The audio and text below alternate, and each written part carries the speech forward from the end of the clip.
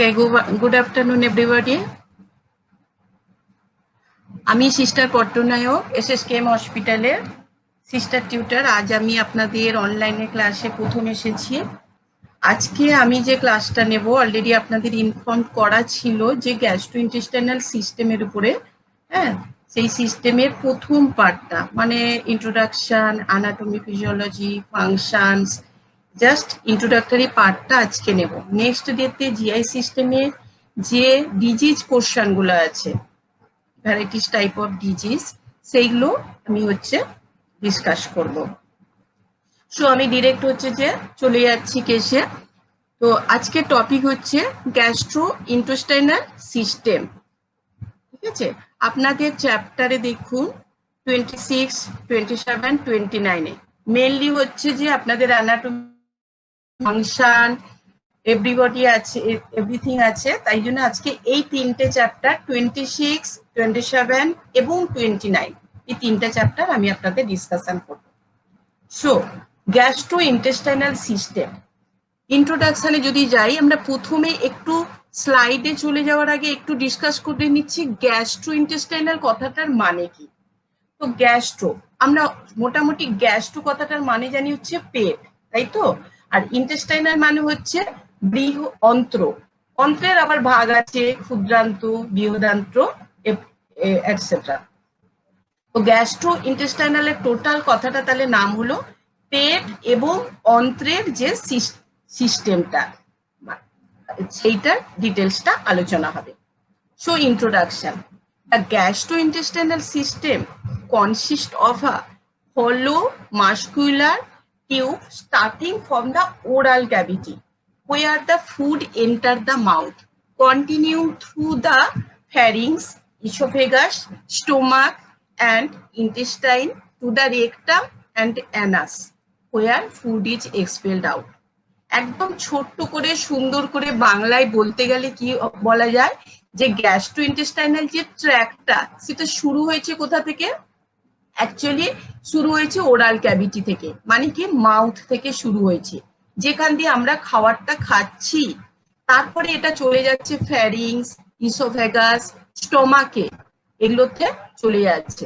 তারপরে ওটা আস্তে আস্তে সেখানটায় গিয়ে আমরা ইন ডিটেলস এর পরের স্লাইডগুলোতে পড়বো যে খাবারটা কিভাবে যাচ্ছে, তারপরে তার ডাইজেশন মানে তার পাচন পরিপাক তারপরে তার অ্যাবজর্বেশন মানে শোষণ তারপরে শরীরে ব্লাড স্ট্রিমে খাবারগুলো পৌঁছে যাওয়ার পরে বাকি যে ওয়েস্ট ম্যাটেরিয়ালস গুলো আছে ওটা কিভাবে স্টুল আকারে এলিমিনেট হয়ে যাচ্ছে রেকটাম এবং অ্যানাসের মাধ্যমে।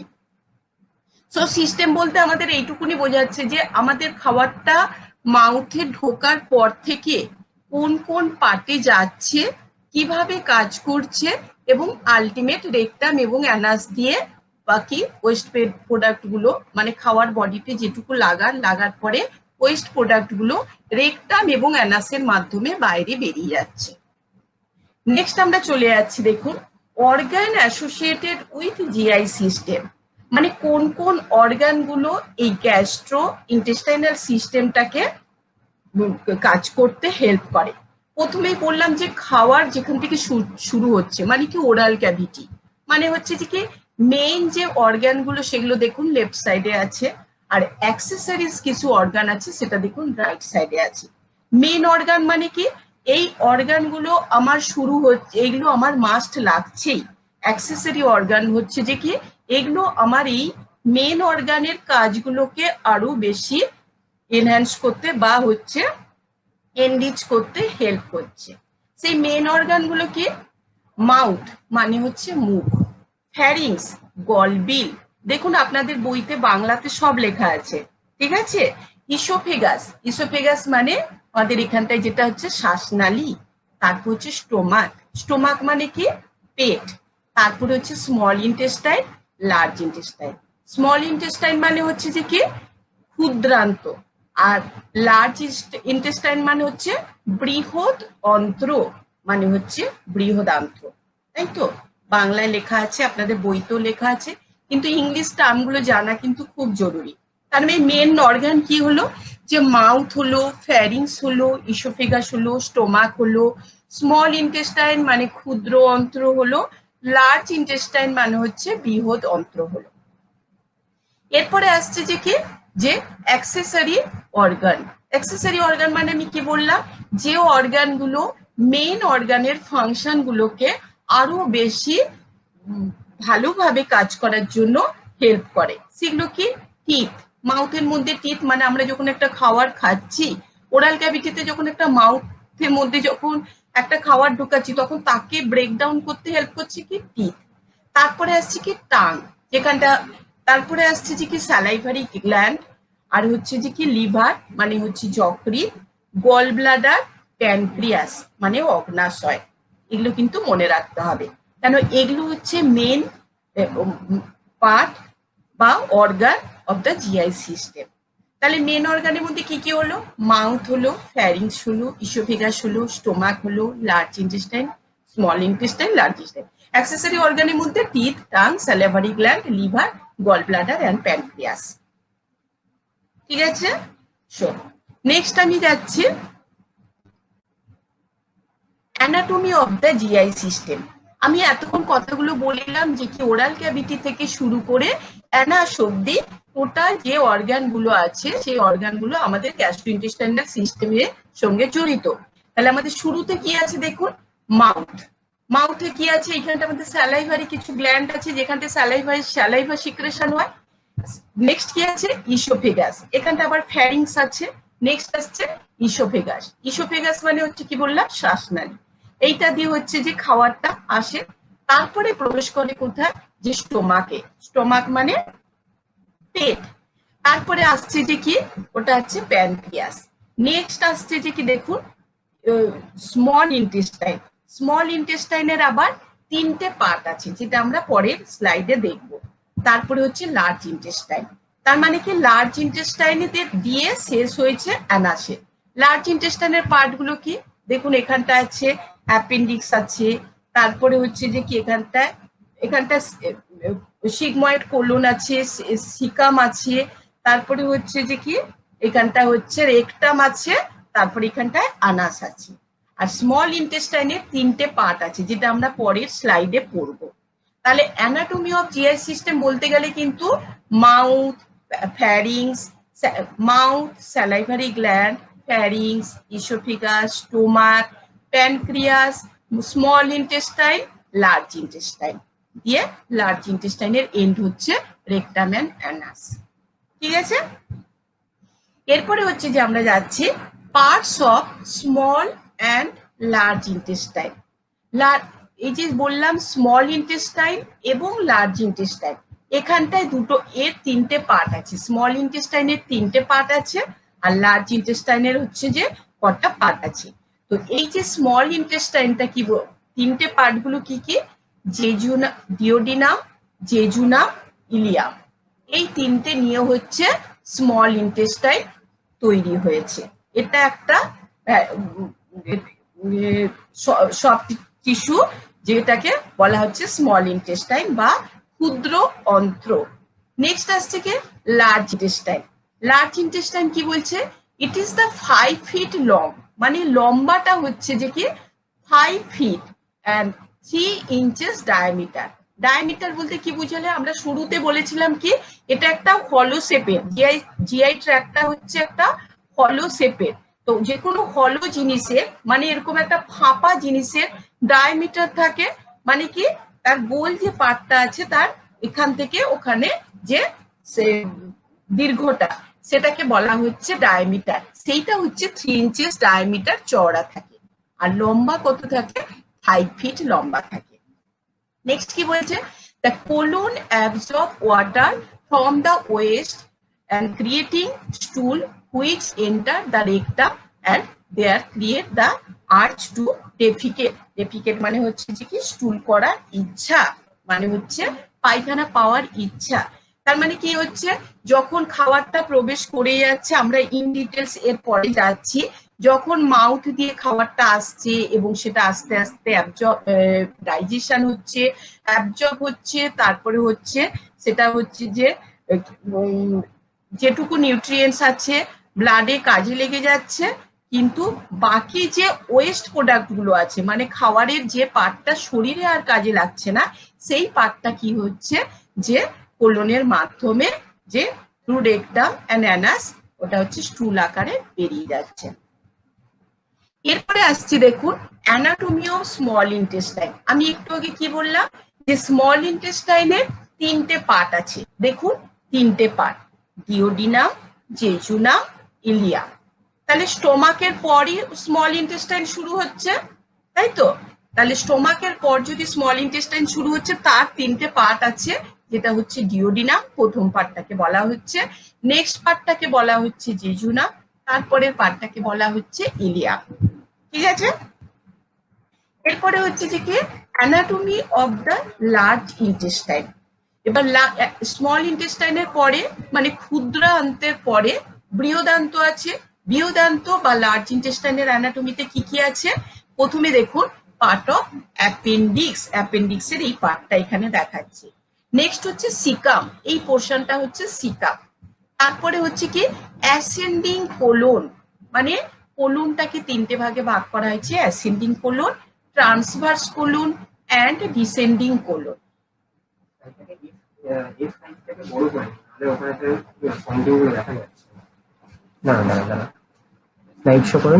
ছেড়ে দিন।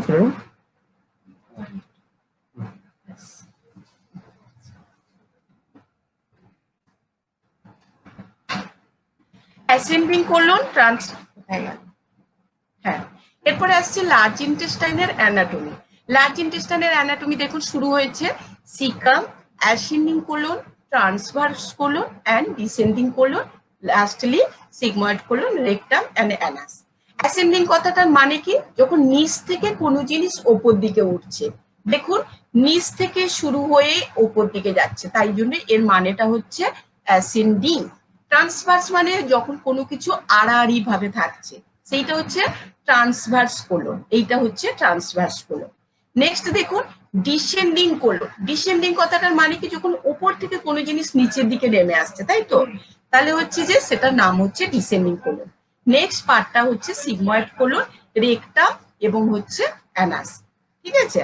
তাহলে এইটা হচ্ছে লার্জ ইন্টেস্টাইনের বা হচ্ছে বৃহৎ অন্ত্রের হচ্ছে অ্যানাটমিক্যাল ভাগ। এরপরে আসছে দেখুন 9 region of the abdomen. 9 region of অ্যাবডোমেনটা আমরা সাডেন কেন পড়তে যাচ্ছি? এরপরে ইন ডিটেলস যখন আমরা টোটাল জিআই সিস্টেমের অ্যানাটমিটা পড়ে নেব, তখন আমার এই অ্যাবডোমেনের পার্টগুলো কাজে লাগবে ক্লিনিক্যাল অ্যাসেসমেন্ট করার জন্য, বা হচ্ছে যে যে কোনো কেসকে আইডেন্টিফাই করার জন্য। আমরা কোন রিজিয়নে কোন কেসের জন্য অ্যাসেস করব। ন্যাচারালি অ্যাবডোমেনটাকে হচ্ছে 9টা ভাগে ভাগ করা হয়েছে, 1 2 3 4 5 6 7 8 9, তাই তো? 9টা রিজিয়ন আছে, মানে টোটাল পেটটাকে যদি আমরা 9টা ভাগে এইভাবে লাইন করে টেনে নিই, তাহলে প্রথম রিজিয়ন যেটা দেখা যাবে, আপনাদের বোঝার সুবিধার জন্য বলছি, আম্বেলাইকাল রিজিয়ন। আম্বেলাইকাল রিজিয়ন মানে কি?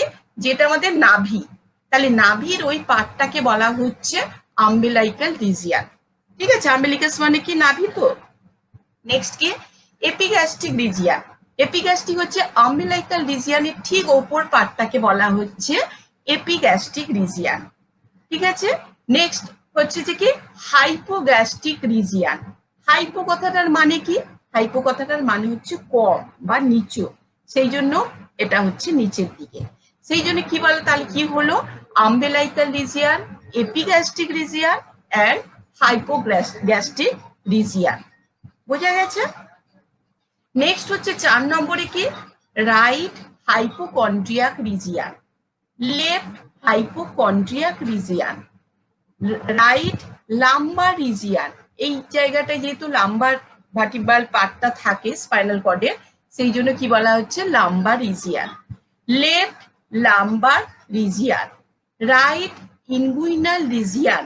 ঠিক আছে? মানে গ্রয়িং মানে কুচকির এই পার্টটা, ডান দিকের কুচকির এই পার্টটা, যেটা আমরা বাংলাতে বলি কুচকি, তাই তো? লেফট ইনগুইনাল রিজিয়ন হলো। তার মানে এখানটা এই তিনটে রিজিয়ন কিন্তু একটু মনে রাখতেও হবে এবং মুখস্থ রাখতে হবে, কেননা নেক্সট আমরা যখন ক্লিনিক্যাল অ্যাসেসমেন্ট করব কোনো কেসের জন্য, বা আপনাদের কাছে যখন কোনো পেশেন্ট আসবে কোন রিজিয়ানে আমরা কিসের জন্য অ্যাসেস করব সেটা জানার জন্য কিন্তু এই 9টা ভাগ জানা খুব জরুরি। তাহলে কি হলো? আম্বেলাইকাল region, epigastric region, hypogastric region, right hypochondriac region, left hypochondriac region, right lumber region, left lumber region, right inguinal region, left inguinal region. মনে থাকবে? নেক্সট আমি হচ্ছে যে এরপরে যাচ্ছি কি টার্মিনোলজি। টার্মিনোলজিটা কেন রেখেছি আপনাদের জাস্ট বলে দিই। যখন আমরা একটা সিস্টেমে ঢুকতে যাব, সেখানে এমন কিছু টার্ম ইউজ করব যার মানেগুলো হয়তো আমরা জানি না, তাই তো? সেই জন্য হচ্ছে এই টার্মিনোলজিটা রাখা হয়েছে, যাতে আমরা যখন ডিটেলসে পড়বো তখন এই টার্মিনোলজি গুলোর কারণে আমাদের যাতে জিনিসটা বুঝতে সুবিধা হয়। প্রথম দেখবেন আপনাদের বই তো আছে চাইম, CHYME। চাইম মানে কি? Mixture of food with saliva, enzyme and gastric secretion. তার মানে কি? যখন আমাদের ওরাল ক্যাভিটি দিয়ে কোনো খাবার শরীরের ভেতর দিয়ে যাচ্ছে, মানে থ্রু ফ্যারিংস, ইসোফেগাসের মধ্যে দিয়ে যাচ্ছে, তখন কি হচ্ছে? যেখানে যে স্যালাইভারি গ্ল্যান্ড গুলো আছে সেখান থেকে স্যালাইভা, এনজাইম এবং কিছু গ্যাস্ট্রিক সিক্রেশন, যেটা হচ্ছে স্টোমাকে থাকে, এসিএল সিক্রেশন হয়, সেইগুলো যখন ফুডের সাথে মিক্সড আপ হচ্ছে, এই কথাটাকে বলা হচ্ছে চাই, CHYME। তার মানে কি হলো? Mixture of food with saliva, enzyme, gastric secretion. Saliva মানে লালা, এনজাইম মানে উৎসেচক, আর হচ্ছে গ্যাস্ট্রিক সিক্রেশন মানে হচ্ছে কিছু গ্যাস্ট্রিক যে রস যেগুলো বেরায়, যেগুলো খাবারে মিশে গিয়ে খাবারটাতে ছোট ছোট আকারে ভেঙে দিতে সাহায্য করে, কেমিক্যাল মিক্সচার করতে হেল্প করে। নেক্সট কি? ডাইজেশন। ডাইজেশন মানে কি? আমরা সবসময় বলি কি ইনডাইজেশন হয়েছে, তার মানে আমরা ডাইজেশন কথাটার সাথে পরিচিত। তার মানে ডাইজেশন বাংলাটা কি হলো? পরিপাক, তাই তো? পরিপাকের ইংলিশটা কি? Food mixed with enzyme and break down into smaller molecule component. তার মানে দেখুন, চাইম কথাটাতে কি পড়েছিলাম? ফুডের সাথে স্যালাইভা, এনজাইম, গ্যাস্ট্রিক সিক্রেশনটা মিক্সড আপ হচ্ছে, তাই তো? বিভিন্ন লালা, উৎসেচক, গ্যাস্ট্রিক সিক্রেশনটা মিক্সড আপ হচ্ছে, এই প্রসেসটাকে বলা হচ্ছে চাইম। কিন্তু ডাইজেশন মানেটা কি? ফুডের সাথে এগুলো তো মিক্সড আপ হচ্ছেই, দিয়ে ফুডটাকে কি করছে? Break down into smaller molecule component. সেই ফুডটাকে ছোট ছোট রাসায়নিক আকারে ভেঙে দিচ্ছে, ঠিক আছে? ছোট ছোট আকারে ভেঙে দেওয়া মানে কিন্তু এখানে ব্রেকডাউন মানে এই নয় যে খাবারটাতে একটা শক্ত খাবারকে ছোট করে দিচ্ছে, তা নয়। কিন্তু এখানে ব্রেকডাউন মানে হচ্ছে কেমিক্যাল ব্রেকডাউন, মানে কি স্যালাইভা, এনজাইম ইত্যাদির মাধ্যমে ফুডটাকে কিভাবে কেমিক্যালি ব্রেকডাউন করছে, দিয়ে ছোট ছোট স্মলার মলিকিউল, ছোট ছোট পার্টিকেলে পরিণত করছে। নেক্সট কি? অ্যাবজর্পশন। অ্যাবজর্পশন কথাটার মানে কি? এটা ডাইজেস্টিভ সিস্টেমের একটা ফেজ। আমরা নেক্সট যখন প্রসেস পড়বো, যে প্রসেস অফ ডাইজেস্টিভ সিস্টেম, তখন আমরা অ্যাবজর্পশন আবার পড়বো, কিন্তু এখন জাস্ট মিনিংটা জেনে রাখছি যে phases of digestive system where small molecule vitamin minerals pass through the small intestine and mixed with the blood stream। তার মানে কি? ফুডটা যখন ওরাল ক্যাভিটিতে ঢুকছে, তারপরে ফুডটা কি হচ্ছে? মিক্সড আপ হচ্ছে with saliva, enzyme, gastric secretion অমুকের সাথে, মানে লালা, উৎসেচক অমুকের সাথে এটা মিক্সড আপ হচ্ছে, মানে হচ্ছে চাইম ফরমেশন করছে। নেক্সট কি? ডাইজেশন করাচ্ছে। তার মানে কি? ফুডটা এগুলোর সাথে মিক্সড আপ হয়ে কেমিক্যালি ব্রেকডাউন করে দিচ্ছে স্মলার মলিকিউলে। বোঝা গেল? তারপরে কি? ফেজেস অ্যাবজর্পশন হচ্ছে। এবার এই যে স্মলার মলিকিউলে ব্রেকডাউন করলো, তারপরে কি হচ্ছে? ওটা যখন স্টোমাক থেকে বেরিয়ে স্মল ইন্টেস্টাইনের মধ্যে দিয়ে যাচ্ছে, তখন কি হচ্ছে? আস্তে আস্তে ওটা যে সারাউন্ডিং যে ব্লাড স্ট্রিমের সাথে আস্তে আস্তে মিশে যাচ্ছে। এই যে প্রসেসটা, তার মানে কি স্মলার মলিকিউলগুলো স্মল ইন্টেস্টাইনের থ্রু দিয়ে যাচ্ছে এবং ব্লাডের সাথে মিশে যাচ্ছে, এইটুকু এই কথাটাকে বলা হচ্ছে অ্যাবজর্পশন। তার মানে কি? নেক্সট হচ্ছে কি এলিমিনেশন। এলিমিনেট কথাটার মানে কি? বার করে দেয়া, তাই তো? আমরা কমনলি শুনে থাকি যে ওকে এলিমিনেট করে দিয়েছে, মানে কি ওকে ওখান থেকে বার করে দিয়েছি। এখানেও কিন্তু এলিমিনেশন কথাটার মানেও কিন্তু তাই, যে যেটুকু প্রয়োজন নয়, মানে আফটার ডাইজেশন অ্যান্ড অ্যাবজর্পশন যেটুকু ওয়েস্ট প্রোডাক্ট করে থাকলো সেটা কি করা হচ্ছে? Evacuate all waste product through rectum and Anas. বোঝা গেল? তার মানে প্রথমে হলো ইনটেক, মানে একটা খাওয়া হলো, তারপর চাইম ফরমেশন হলো, মানে মিক্সচার অফ দ্য ফুড হলো with saliva enzyme gastric secretion, তারপরে সেটা ডাইজেশন হলো, মানে কি breakdown, chemical breakdown into smaller molecule হলো। অ্যাবজর্পশন মানে কি? সেই স্মলার মলিকিউল গুলো আস্তে আস্তে ব্লাড স্ট্রিমে এবং শরীরের যে যে জায়গাগুলো কাজে লাগার সেগুলো হচ্ছে কাজে লেগে গেল। নেক্সট হচ্ছে কি এলিমিনেশন, মানে কি ডাইজেশন অ্যাবজর্পশন হয়ে যাওয়ার পরে খাওয়ারের যে পার্টটা আর কোনো কাজে লাগে না, যেটাকে ওয়েস্ট প্রোডাক্ট হিসেবে আমরা বলে থাকি, সেটা কি করা হচ্ছে? যে থ্রু রেকটাম হচ্ছে ইভাকুয়েট বা বের করে দেওয়া হলো। এই প্রসেসটাকে বলা হচ্ছে এলিমিনেশন, মানে after digestion and absorption evacuate all waste product through rectum. বোঝা গেছে? নেক্সট হচ্ছে যে কি ডিসপেপসিয়া। ডিসপেপসিয়া কথাটা আমরা পড়তে গেলে যখন হচ্ছে বিভিন্ন জিআই সিস্টেমের প্রবলেম পড়তে যাবো, তখন আমরা এই ডিসপেপসিয়া কথাটা পড়বো, যে সাইন সিমটমে, বিভিন্ন ডিজিজের সাইন সিমটমে। তো এখানে একটু জেনে রাখি, ডিসপেপসিয়া কথাটার মানে হচ্ছে ডিফিকাল্টি ইন ডাইজেশন। তার মানে কি কোনো একটা ফ্যাক্টরের কারণে যখন হচ্ছে পরিপাকটা ঠিক মতো হচ্ছে না বা পরিপাক হতে সময় লাগছে, মানে টাইম লাগছে, সেইটাকে বলা হচ্ছে ডিসপেপসিয়া, মানে ডিফিকাল্টি ইন ডাইজেশন। পরিপাক হতে কষ্ট বা পরিপাক হতে টাইম লাগছে, সেটাকে বলা হচ্ছে ডিসপেপসিয়া। Next amylase. অ্যামাইলেজ কথাটার মানে কি? এটা হচ্ছে এক টাইপের এনজাইম। এনজাইম মানে উৎসেচক, which helps to digest the starch. Starch জাতীয় খাদ্য, মানে শর্করা জাতীয় খাদ্য আমরা যখন খাই তখন সেটাকে ডাইজেস্ট করতে হেল্প করে এই এনজাইম, যে সেটাকে বলা হচ্ছে অ্যামাইলেজ। বোঝা গেছে? নেক্সট হচ্ছে কি হাইপোক্লোরিক অ্যাসিড। হাইপোক্লোরিক অ্যাসিড মানে কি? Gastric secretion helps to mixture of the food and break down it and destroy the bacteria. দেখো আমরা এখানে দেখুন, আমরা কিন্তু এখানে একটা গ্যাস্ট্রিক সিক্রেশন কথা পড়েছিলাম। তার মানে কি এখানে গ্যাস্ট্রিক সিক্রেশন বলতে কি হচ্ছে বোঝাচ্ছে?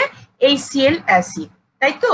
এই HCl অ্যাসিডটা কি হচ্ছে যে স্টোমাকে এ থেকে সিক্রেশন হচ্ছে, যেটা কি করছে যখন ফুডটা স্টোমাকে প্রবেশ করছে, মানে ফুডটা পেটের মধ্যে ঢুকছে, পাকস্থলিতে ঢুকছে, তখন এটাকে কেমিক্যালি ব্রেকডাউন করতে হেল্প করছে এবং যদি অ্যাসোসিয়েট কিছু ব্যাকটেরিয়া থেকে থাকে তাকে ডিস্ট্রয় করে ফুডটাকে কমপ্লিটলি স্টেরিলাইজড করতে হেল্প করছে। নেক্সট হচ্ছে কি অ্যাসপিরেশন। অ্যাসপিরেশন মানে কি? Removal of substance by suction, inhalation of fluid into the trachea. Removal of substance by suction. Aspirate কথাটা দুটো মিনিং হয় এবং দু জায়গায় মানে হয়। একটা কি removal of substance by suction, ধরুন কেউ যদি কিছু পয়জনাস কিছু ইনহেল করে, মানে খেয়ে ফেলে, তখন যখন তাকে সেটাকে বার করা হয় তখন সেটাকে বলা হয় অ্যাসপিরেশন। আবার একটা কারণে অ্যাসপিরেশন কথাটা ইউজ হয়, inhalation of the fluid into trachea, মানে কোনো কারণে ফ্যারিংসের মাউথের মধ্যে দিয়ে, ফ্যারিংসের মধ্যে দিয়ে ট্র্যাকিয়াতে যখন হচ্ছে কোনো কিছু জিনিস ঢুকে যায় তখনও তাকে বলা হচ্ছে যে কি অ্যাসপিরেশন। তার মানে কি কোনো জিনিস সাক আউট করতে, কোনো জিনিস জিআই ট্র্যাক্টের মধ্যে ঢুকে গেছে সেটাকে সাক আউট করা, বার করাটাকে বলা হচ্ছে অ্যাসপিরেশন। আবার কোনো জিনিস যখন ট্র্যাকিয়াতে ঢুকে যায় তখনও তাকে বলা হয় অ্যাসপিরেশন। মেনলি আমরা এখানে মিনিংটা কিন্তু এই মিনিংটাই ধরবো, যে সাকশন করে যখন কোনো কিছু জিনিস বার করা হচ্ছে তাকে বলা হচ্ছে অ্যাসপিরেশন। সো এই টার্মিনোলজি গুলো কি খুব ইম্পর্টেন্ট, তাই জন্য এগুলো একবার পড়ে নিলাম আমরা, তাই তো। নেক্সট আসছে দেখুন process of the digestive system. Process of the digestive system দেখুন এখানে যা লেখা আছে তার আগে আমি জাস্ট একটু বলে নিচ্ছি। অলরেডি কিন্তু আমি বলেছি ওরাল ক্যাভিটিতে আমরা খাবারটা খাওয়ার পর খাবারটা কিভাবে ডাইজেশন হচ্ছে, তারপরে কিভাবে অ্যাবজর্পশন হচ্ছে, তারপরে কিভাবে এলিমিনেশন হচ্ছে। এই চারটা জিনিসই মেন নিয়েই কিন্তু ডাইজেস্টিভ প্রসেস। তার মানে কি আমাদের ডাইজেস্টিভ মানে কি পরিপাক যে সিস্টেমটা, তাই তো।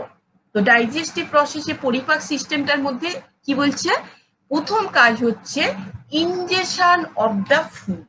ইনজেকশন মানে কি, ইনজেকশন মানে কিন্তু ইনজেকশন নয়, কিন্তু এখানে ইনজেকশন মানে হচ্ছে ফুডটা আমরা যখন খাচ্ছি, মানে যখন কোনো খাবার আমরা মুখে দিলাম, মুখে দেওয়ার পরে কি হচ্ছে তার দুটো প্রসেসে খাবারটা ব্রেকডাউন হয়। তার একটা হচ্ছে মেকানিক্যাল ব্রেকডাউন হয় আর একটা হচ্ছে কেমিক্যাল ব্রেকডাউন হয়। মেকানিক্যাল ব্রেকডাউনে কি বলছে যে ফুডটাতে আমরা যে বাই টিথ ফুডটাকে আমরা কাটছি, মানে ছোট ছোট আকারে ইয়ে করে দিচ্ছি।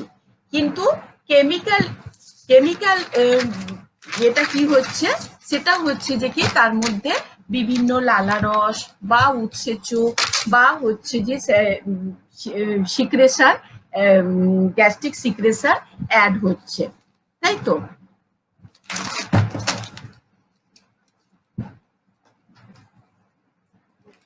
আচ্ছা, কি বলছে ইনজেকশন অফ দ্য ফুড, তার মানে হ্যাঁ এবার আসছে ইনজেকশন অফ দ্য ফুড মানে খাবারটা আমরা যখন খাচ্ছি তার সাথে হচ্ছে একটা হচ্ছে যে কি বলেছে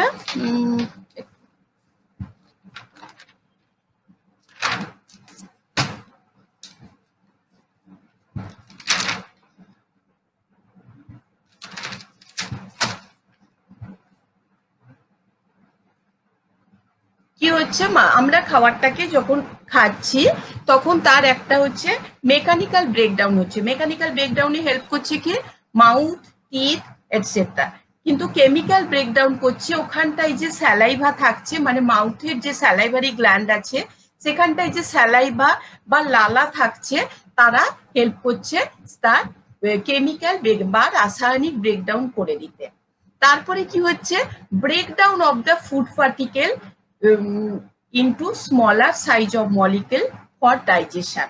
তার মানে ইনজেকশন হওয়ার পরে স্যালাইভা মিক্সড হলো বা এনজাইম মিক্সড হলো, তারপরে সেটা কি হচ্ছে ডাইজেশনের জন্য যে ছোট ছোট মলিকুলে কেমিক্যাল ফরমেশন হলো, সেটাকে বলা হচ্ছে ডাইজেশনের জন্য breakdown of the food particle, মানে হচ্ছে চাইম ফরমেশন হলো। নেক্সট কি বলছে ওই যে ছোট ছোট মলিকুল গুলো ফরমেশন হলো ডাইজেশনের জন্য, ডাইজেশন হয়ে যাওয়ার পরে যখন স্মল ইন্টেস্টাইনে এলো তখন অ্যাবজর্পশন হয়ে গেল সেই ছোট ছোট মলিকুল গুলো দিয়ে কি করলো যে ব্লাড স্ট্রিমের মধ্যে ওগুলো প্রবেশ করলো যাতে ওটা শরীরে কাজে লাগে। তারপরে কি হলো যে যে খাবারের প্রোডাক্ট গুলো আর কোনো কাজে লাগলো না সেই ওয়েস্ট প্রোডাক্ট গুলোকে এলিমিনেট করে দিল কি আনঅ্যাবজর্বেবল ফুডগুলোকে বা আনডাইজেস্টেড যে ফুডগুলো পড়ে থাকলো সেগুলোকে থ্রু রেকটাম এবং অ্যানাস সেটার মাধ্যমে স্টুল আকারে এটা বেরিয়ে গেল।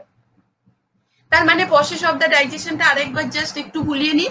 প্রথম হচ্ছে ইনজেকশন অফ দ্য ফুড, মানে আমরা খাবারটা ইনজেস্ট করলাম, মানে খাবারটা খেলাম, খাবারটা খাওয়ার পরে তার দুটো আকারে খাবারটা ভাঙা শুরু হয়। একটা হচ্ছে দাঁত দিয়ে আমরা সেটা একটা মেকানিক্যাল ব্রেকডাউন করছি, আর একটা হচ্ছে ওখানে যে স্যালাইভা আছে, এনজাইম আছে এটসেট্রা আছে, মানে লালারস আছে, উৎসেচক আছে, সেইগুলো দিয়ে তার কেমিক্যাল ব্রেকডাউন করছি। কেন করছি? ব্রেকডাউন করে সেটাকে স্মলার সাইজ অফ মলিকুলে ফরমেশন করছি যাতে ডাইজেশনটা হয়। ঠিক আছে, ডাইজেশন হয়ে যাওয়ার পরে সেটা কি হলো অ্যাবজর্পশন হয়।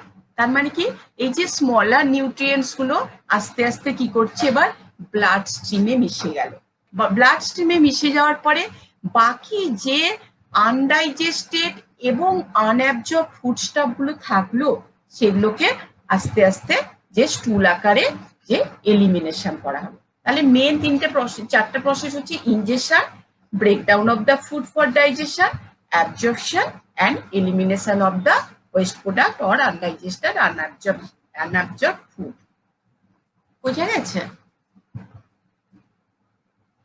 নেক্সট, এবার যে আমি এতক্ষণ ধরে বলছি কিছু এনজাইম মানে হচ্ছে কিছু উৎসেচক, কিছু স্যালাইভা, কিছু সিক্রেশন, এগুলো কি কি এবং কোথায় কোথায় থাকে এবং কোন কোন কাজে লাগে।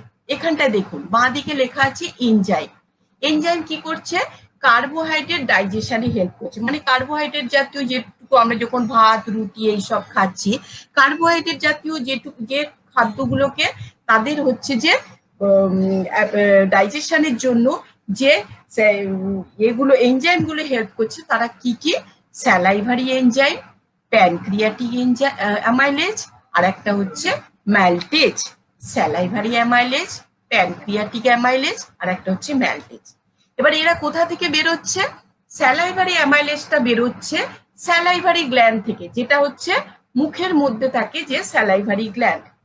এবার দেখুন লেখা আছে সাইট অফ রিলিজ, অলরেডি বলেছি মুখের মধ্যে স্যালাইভারি গ্ল্যান্ড থাকে, সেখান থেকে স্যালাইভারি অ্যামাইলেজ বেরাচ্ছে কিসের জন্য? কার্বোহাইড্রেট ডাইজেশনের জন্য। হয়ে গেল।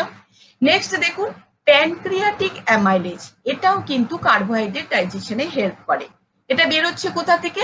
প্যানক্রিয়াস বা অগ্নাশয় থেকে, ঠিক আছে? কিন্তু এটা থাকে কোথায়? স্মল ইন্টেস্টাইনের ওইখানটায় হলো। নেক্সট হচ্ছে ম্যালটেজ। ম্যালটেজও কিন্তু কার্বোহাইড্রেট ডাইজেশনে হেল্প করে। কোথা থেকে প্রডিউস হচ্ছে? এ হচ্ছে স্মল ইন্টেস্টাইন থেকে প্রডিউস হচ্ছে, এর সাইট অফ রিলিজ হচ্ছে স্মল ইন্টেস্টাইন। এইগুলো কিন্তু একটু মনে রাখতে হবে, ঠিক আছে? নেক্সট দেখুন প্রোটিন ডাইজেশন। প্রোটিন ডাইজেশন মানে যখন আমরা কোনো অ্যানিমেল প্রোটিন বা হচ্ছে যে ভেজিটেবল প্রোটিন কিছু খাচ্ছি, সেটাকে যাই ডাইজেশনের জন্য যে এনজাইমগুলো হেল্প করছে তারা কি কি? তারা হলো পেপসিন, ট্রিপসিন, পেপটিডেসেস, ঠিক আছে?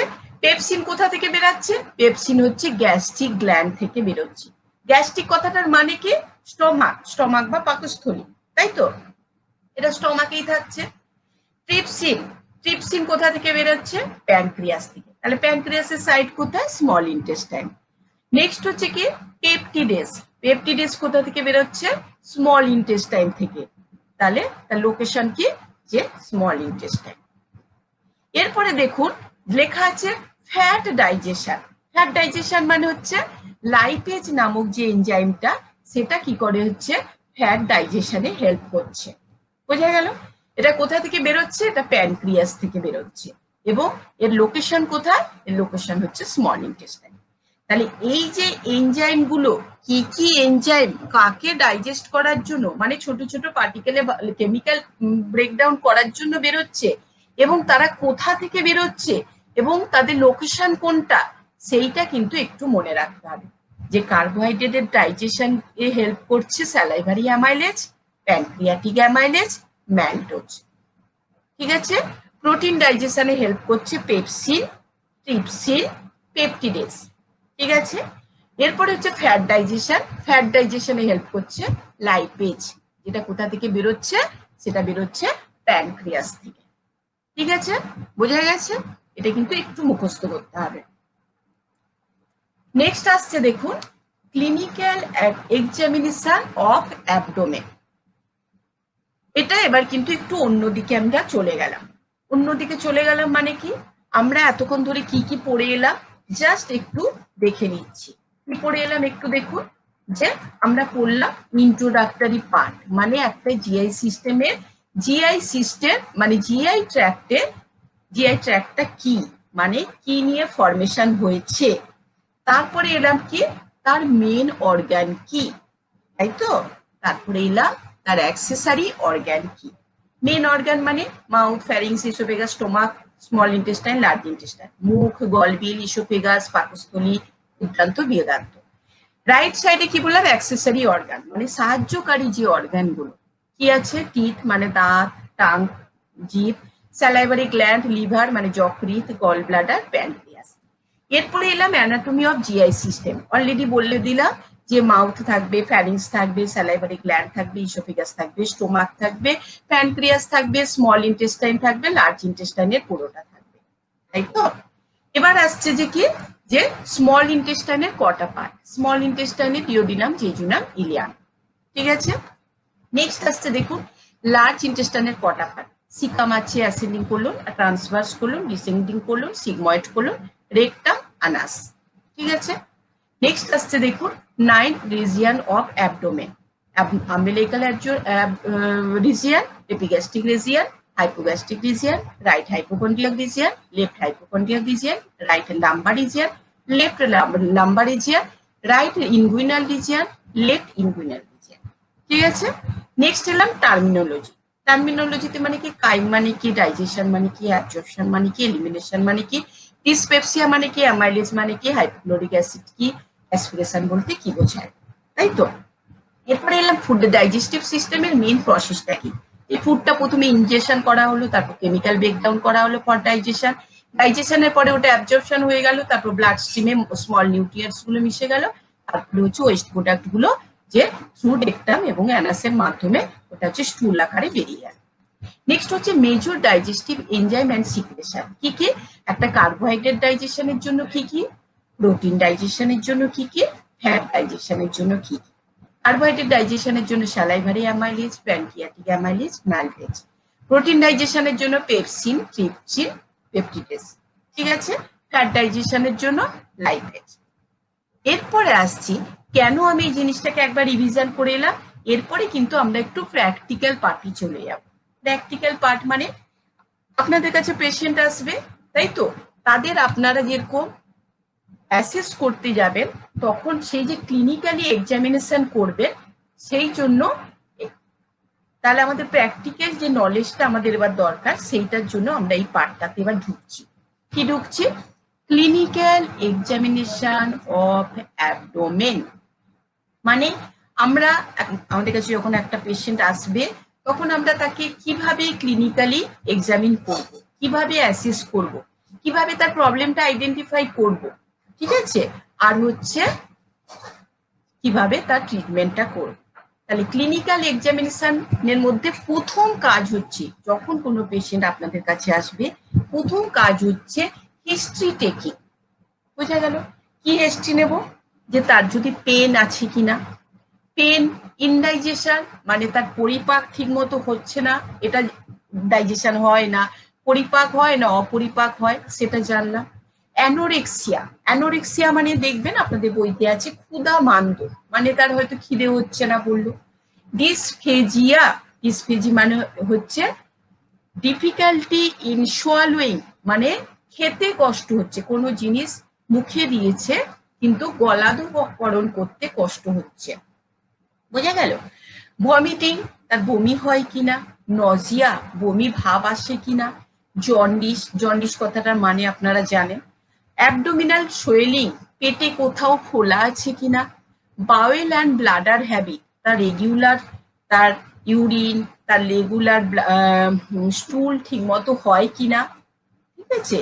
হেমাটেমেসিস মানে হচ্ছে ব্লাড ইন ভমিট, যদি তার ভমিটিং বা বমি হয়ে থাকে তার মধ্যে ব্লাড আছে কিনা। মেলিনা মানে হচ্ছে ব্লাড ইন স্টুল, যদি তার স্টুলের সাথে তার কোনো ব্লাড যাচ্ছে কিনা।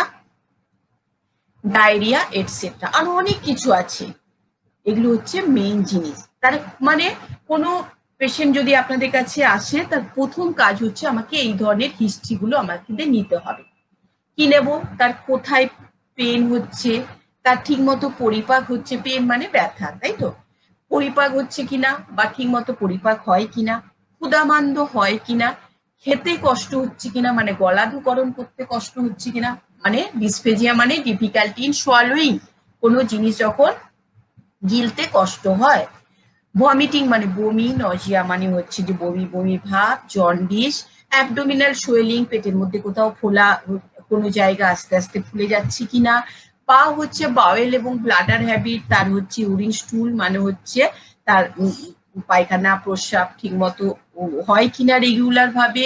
হেমাটেমেসিস, কেন এই কথাটাকে আমি লিখেছি, আপনাদের আস্তে আস্তে কিন্তু মেডিকেল টার্মিনোলজি গুলো আরো বেশি ওরিয়েন্টেড হতে হবে। তাহলে হেমাটেমেসিস মানে কি, ব্লাড ইন ভমিট, যে সে যখন বমি করে তার মধ্যে ব্লাড যায় কিনা, তখন তাকে আপনারা কি ডায়াগনোস করতে পারবেন, হেমাটেমেসিস বলে, তাই তো। নেক্সট হচ্ছে ম্যালিনা। ম্যালিনা মানে হচ্ছে কি, ব্লাড ইন স্টুল, স্টুলের মধ্যে ব্লাড আছে কিনা, ঠিক আছে।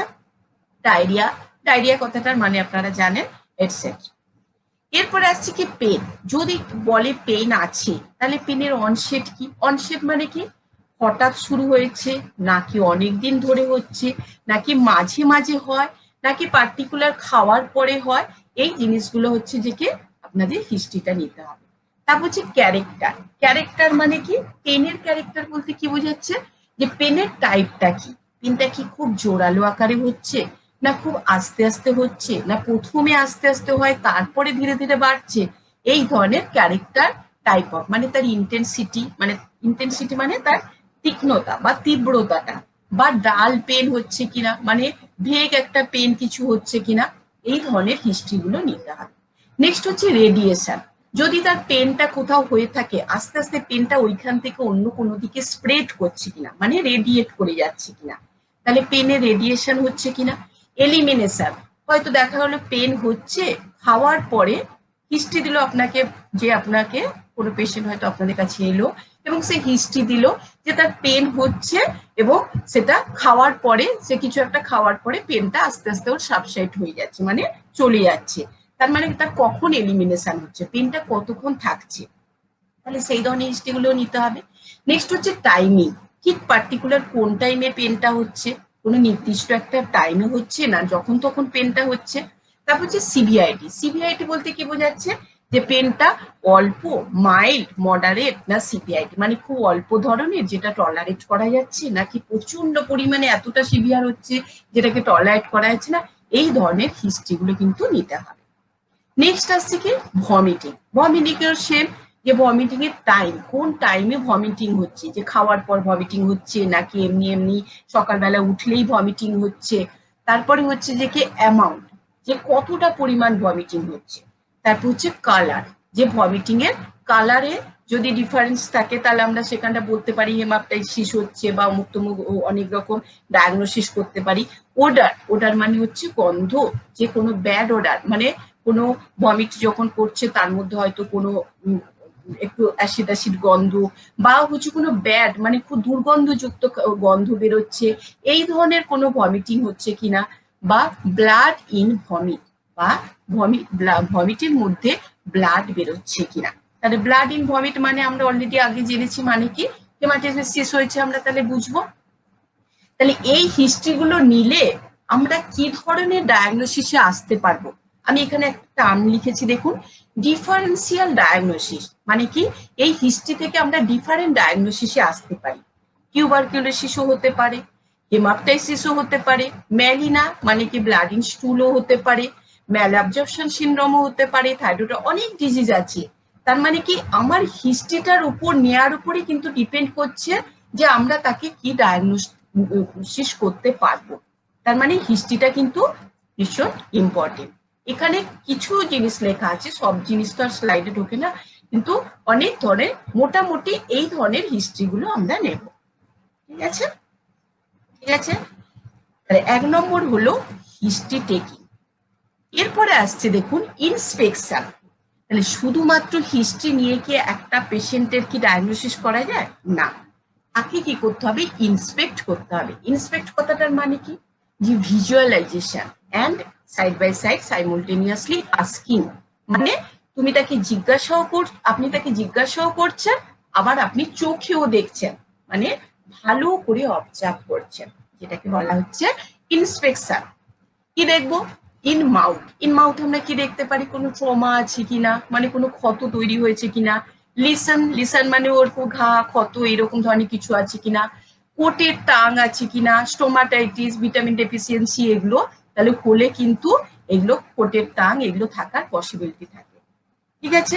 অ্যাবডোমেন আমরা কি দেখবো, যে সাইজ, অ্যাবডোমেনের সাইজ আমরা কিভাবে দেখতে পারি, দেখবেন আপনাদের বইতেও আছে, এক পেশেন্টকে আমরা ফ্ল্যাট একটা কোনো জায়গার উপরে সুপাইন পজিশনে, মানে একদম শোয়া এমনি ভাবে শুয়ে থাকবে, ঠিক আছে, যেরকম আমরা শুয়ে থাকি, ঠিক আছে, সুপাইন পজিশনে শুয়ে থাকবে। তারপরে আমরা কি দেখব, যদি দেখি চেস্ট লেভেল এবং অ্যাবডোমেন লেভেল, মানে পেটের সাইজটা এবং চেস্টের সাইজটা সমান আছে, তাহলে বুঝতে হবে ওটা হচ্ছে ফ্ল্যাট অ্যাবডোমেন। কিন্তু যদি দেখা যায় চেস্ট লেভেলের থেকে অ্যাবডোমেনটা উপর দিকে উঠে গেছে, মানে পেটটা উপর দিকে উঠে গেছে, তাহলে সেটাকে আমরা বলতে পারি ডিস্টেন্ডেড অ্যাবডোমেন, ঠিক আছে। এইভাবে আমরা কিন্তু অ্যাসেস করব বা দেখব যে অ্যাবডোমেন। তাহলে সাইজ দেখলাম। হেভিনেস, হেভিনেস মানে কি, ইন জেনারেল অনেকে দেখবেন বিশেষ করে মেল পার্সনদের হেভিনেস একটু থাকে অ্যাবডোমেনে, কিন্তু সেটা নয়, আপনারা যেটা দেখবেন সেটা কি তার অন্য কোনো কারণে হেভিনেসটা আছে কিনা, তাই তো, মেল বলুন ফিমেল বলুন, কারোর যদি একটু ফ্যাট থাকে সে কারণে তার হেভিনেস তার অ্যাবডোমেনে বা পেটে থাকতেই পারে, কিন্তু অন্য কোনো টিউমার ইত্যাদির কারণে যদি হেভিনেস থাকে, সেইটাকে আপনাকে দেখতে হবে যে পেটটা আলাদা করে একটু ভারী ভারী লাগছে কিনা। নেক্সট হচ্ছে শেপ, শেপ মানে আকার। তারপর হচ্ছে স্কার মার্ক, স্কার মার্ক মানে কি, কি দেখতে পারি যে তার প্রিভিয়াস কোনো, মানে আগে কোনো সার্জারি হয়েছে কিনা, মানে অপারেশন হয়েছে কিনা, যদি অপারেশন হয়ে থাকে তার দাগ থাকবে, তাহলে আমরা বুঝতে পারবো যে এই পেশেন্টটার আগে অ্যাপেন্ডিক্স অপারেশন হয়েছে বা এই পেশেন্টটার আগে অমুক অপারেশন হয়েছে, আমরা বুঝতে পারবো, তাই তো। আর কি দেখবো, পেটের মধ্যে কোনো র্যাশ ট্যাশ আছে কিনা বা অন্য কোনো অ্যাবনর্মালিটি আছে কিনা, ঠিক আছে। তারপরে হচ্ছে ইনফ্ল্যামেশন, ইনফ্ল্যামেশন মানে কি, ধরুন ইনফ্ল্যামেশন কোথায় হবে, কোনো ওপেন জায়গা ছাড়া, তো সেই ওখানটা অ্যাবডোমেনের মধ্যে বা পেটের উপর ওপেন জায়গা কি আছে, নাভিটা আছে, মানে হচ্ছে যে কি আম্বেলিকাস, আম্বেলিকাসের ওই পার্টে আমরা কি দেখতে পারি যে ওখানে কোনো ইনফ্ল্যামেশন হয়ে গেছে কিনা, আম্বেলিকাসটা মানে হচ্ছে নাভিটা উপর দিকে উঠে এসছে কিনা, সেই জায়গাটা চারপাশে রেডনেস বা লাল হয়ে গেছে কিনা, হ্যাঁ, এই জিনিসগুলো আমরা দেখবো, তাহলে বুঝবো ইনফ্ল্যামেশন মানে ওই জায়গাটা একটা সংক্রমণ ঘটছে, ঠিক আছে। তারপরে কি ফ্লুইড কালেকশন, ফ্লুইড কালেকশন হলে অটোমেটিক অ্যাবডোমেনটা বা পেটটা বড় দেখাবে, সেটা আমরা অ্যাসেস করে বুঝতে পারবো। তো এই জিনিসগুলো মেইনলি আমরা দেখতে পাবো। তাহলে ইন্সপেকশনে আমরা পার্টিকুলার কি দেখবো, যে মাউথের মধ্যে আমরা ট্রমা দেখতে পারি, যে কোনো ঘা, লিসান, ক্ষত, এই জিনিসগুলো আছে কিনা, টাং কিরকম আছে, এইসব দেখতে পারি। এখান থেকে আমরা কি আসতে পারি, যে পেশেন্টের কোনো ভিটামিন ডেফিসিয়েন্সি হতে পারে, স্টোমাটাইটিস হতে পারে, এগুলো আমরা ভাবতে পারি। আর কি হতে পারে, অ্যাবডোমেনের সাইজ, হেভিনেস, শেপ, স্কার মার্ক, ইনফ্ল্যামেশন, ফ্লুইড কালেকশন, এগুলো যদি আমরা ইন্সপেক্ট করি, সেখান থেকে আমরা বিভিন্ন ডায়াগনোসিসে আসতে পারি। যেমন কি, যদি অ্যাবডোমেনে ফ্লুইড কালেকশন হয়ে থাকে, তাহলে আমরা বলতে পারি অ্যাসাইটিস হয়েছে, তাই তো। যদি অ্যাবডোমেনটা প্রচুর হেভিনেস থাকে, তাহলে আমরা তাকে মোটামুটি হিস্ট্রি নেওয়ার পরে, ইন্সপেক্ট করার পর, প্যালপেট করার পর তাকে আমরা বলতে পারি লিভারের কোনো, লিভারটা হয়তো বড় হয়ে গেছে, এরকম কিছু, বা টিউমার কিছু হয়েছে, আমরা আসতে পারি। তাহলে ডিফারেন্সিয়াল ডায়াগনোসিসের মধ্যে আমরা কি কি আসতে পারি, ascites, fatty liver, tumour, splenomegaly. Splenomegaly কথাটার মানে কি, স্প্লিন মানে প্লিহা, তাই তো। আর মেগালি মানে হচ্ছে, মেগা কথাটার অর্থ আমরা সবসময় জানি বিশাল বড়, তাই তো। তার মানে প্লিহাটা যখন বড় হয়ে যাচ্ছে, সেটাকে বলা হচ্ছে স্প্লিনোমেগালি। হেপাটোমেগালি, হেপাটো মানে লিভার, তার মানে লিভারটা যখন মেগালি মানে বড় হয়ে যাচ্ছে, বা জন্ডিস, এইসব ডিফারেন্সিয়াল ডায়াগনোসিসে আসতে পারি এই ধরনের ইন্সপেকশন গুলো করে, ঠিক আছে। নেক্সট আসছে যে প্যালপেশন। তাহলে শুধুমাত্র হিস্ট্রি টেকিং, ইন্সপেকশন করেই কিন্তু আলটিমেট ডায়াগনোসিস করা যাবে না, আরো কিছু করতে হবে সেটাকে কনফার্ম করার জন্য। কি সেটা, প্যালপেশন। প্যালপেশন কথাটার মানে কি, এক্সামিনেশন বাই পাম। পাম বলতে বিশেষ করে পামের যে প্যাডি পার্টটা আছে, এই পার্টটা দিয়ে আমরা যখন প্যালপেট করি, ঠিক আছে, এই সামনের দিকে প্যাডি পার্টটা, ফিঙ্গারের যে প্যাডি পার্টটা, এবং এই পামের যে পেছনের দিকে প্যাডি পার্টটা, এটাকে যখন আমরা দিয়ে কোনো কিছু জিনিস প্যালপেট করে দেখি, ঠিক আছে। এখানে কি বলছে, সুপারফিশিয়াল প্যালপেশন হয়, ডিপ প্যালপেশন হয়। আপনাদের বইতেও আছে, দেখবেন যে এইভাবেই আছে। সুপারফিশিয়াল প্যালপেশন কি বলছে, যে সেখানটা আমরা কি দেখতে পারি, সুপারফিশিয়ালি মানে জাস্ট ওপরে হালকা করে হাতটা দিয়ে যখন আমরা প্যালপেট করি, মানে হাতের তালুটা দিয়ে যখন ওটা আমরা দেখি, কি দেখতে পারি যে ওই জায়গাটা টেম্পারেচার আছে কিনা, টেন্ডারেস আছে কিনা। তাহলে এগুলো থেকে আমরা ভাবতে পারি ওই জায়গাটা হচ্ছে ইনফ্ল্যামেশন হয়ে গেছে। টেম্পারেচার, টেন্ডারনেস এগুলো থাকলে ইনফ্ল্যামেশনের সাইন সিমটম এগুলো। আর কি রিজিডিটি হয়ে আছে কিনা, রিজিডিটি মানে শক্ত, তাই তো। আপনি এক জায়গায় ঠেলছেন কিন্তু সে আপনাকে উল্টো দিকে আবার ঠেলা দিচ্ছে, মানে কি ওই জায়গাটাতে শক্ত আছে। তাহলে সেখান থেকে আমরা ভাবতে পারি যে সেখানে কোনো টিউমার হতে পারে। ঠিক আছে, এরপরে দেখুন আছে ডিপ প্যালপেশন। ডিপ প্যালপেশন আমরা কি দেখতে পারি, আমরা যদি হাতের এই পামটাকে ডিপলি প্যালপেট করে দেখি তাহলে দেখবো যে কি অর্গানোমেগালি। অর্গানোমেগালি মানে কি, অ্যাবডোমেনে যে কটা অর্গান আছে সেটা যখন বড় হয়ে যাচ্ছে, সেটা স্প্লিনোমেগালি হতে পারে, হিপাটোমেগালি হতে পারে, টিউমার হতে পারে, সবকিছু হতে পারে, এগুলো অলরেডি বলেছি। তারপরে কি পেন আছে কিনা, তার মানে আপনি যখন সুপারফিশিয়ালি প্যালপেট করবেন, মানে হালকা করে প্যালপেট করবেন হাতের তালুটা দিয়ে, তখন হয়তো তার ব্যথা অনুভব হচ্ছে না। কিন্তু আপনি যখন ডিপ প্যালপেট করছেন তখন দেখা গেল সে হচ্ছে ব্যথা অনুভব করছে। তাহলে বুঝতে হবে যে ওই জায়গায় কোনো অর্গানের মধ্যে কোনো একটা হচ্ছে যে অল্টারেশন ঘটছে। SOL, space occupying lesion. Space occupying lesion বলতে অ্যাকচুয়ালি একদম বাংলা বা ছোট কথা হচ্ছে টিউমার জাতীয় জিনিসকে বোঝায়। ঠিক আছে, তার মানে ডিপ প্যালপেটের মাধ্যমেই কিন্তু আমরা এই SOL-টাকে অ্যাসেস করতে পারবো। SOL এর ফুল ফর্ম লিখলে আপনারা লিখে নিন বা এমনিও মনে রাখুন, স্পেস অকুপাইং লিসন, যেটাকে বলা হচ্ছে টিউমার। ঠিক আছে, নেক্সট আসছে কি টেন্ডারনেস। এই যে বললাম সুপারফিশিয়ালি প্যালপেট করলে দেখা গেল ওই জায়গাটা ব্যথা পাচ্ছে না, কিন্তু যখনই ডিপ প্যালপেট করছে দেখা গেল ওই জায়গাটা ব্যথা হচ্ছে। তাহলে বুঝতে হবে পার্টিকুলার ওই জায়গাটাতে কোনো একটা কিছু প্রবলেম হয়েছে অ্যাবডোমেনের। তাহলে এখান থেকে আমরা কি ডিফারেন্সিয়াল ডায়াগনোসিসে আসতে পারি, hepatomegaly, splenomegaly, ascites, fatty liver et cetera বিভিন্ন টাইপের আমরা ডায়াগনোসিসে আসতে পারি। ঠিক আছে, আচ্ছা নেক্সট হচ্ছে পারকাশন। পারকাশন কথাটার মানে কি, প্যালপেশন বাই ফিঙ্গার স্ট্রাইকিং, মানে যখন কোনো আঙ্গুলের টোকা দিয়ে, ঠিক আছে, কোনো কিছু জিনিস প্যালপেট হয়। শুধু প্যালপেশনটা কিন্তু বাই পাম দিয়ে হয়। ঠিক আছে, পাম, বিশেষ করে পামের এই প্যাডি পার্টটা, মানে এই যে পামের এই ফোলা জায়গাগুলো। আর প্যালপেশন বাই ফিঙ্গার স্ট্রেকে এখানে কিন্তু ফিঙ্গার মানে আঙ্গুলগুলো টোকা দিয়ে যখন কোনো কিছু জিনিস অ্যাসেস করা হচ্ছে বা প্যালপেট করা হচ্ছে সেটাকে বলা হচ্ছে পারকাশন। ঠিক আছে, কি ধরনের পারকাশন আমরা দেখতে পারি, tympanic percussion, hyper resonant percussion, ডাল সাউন্ড।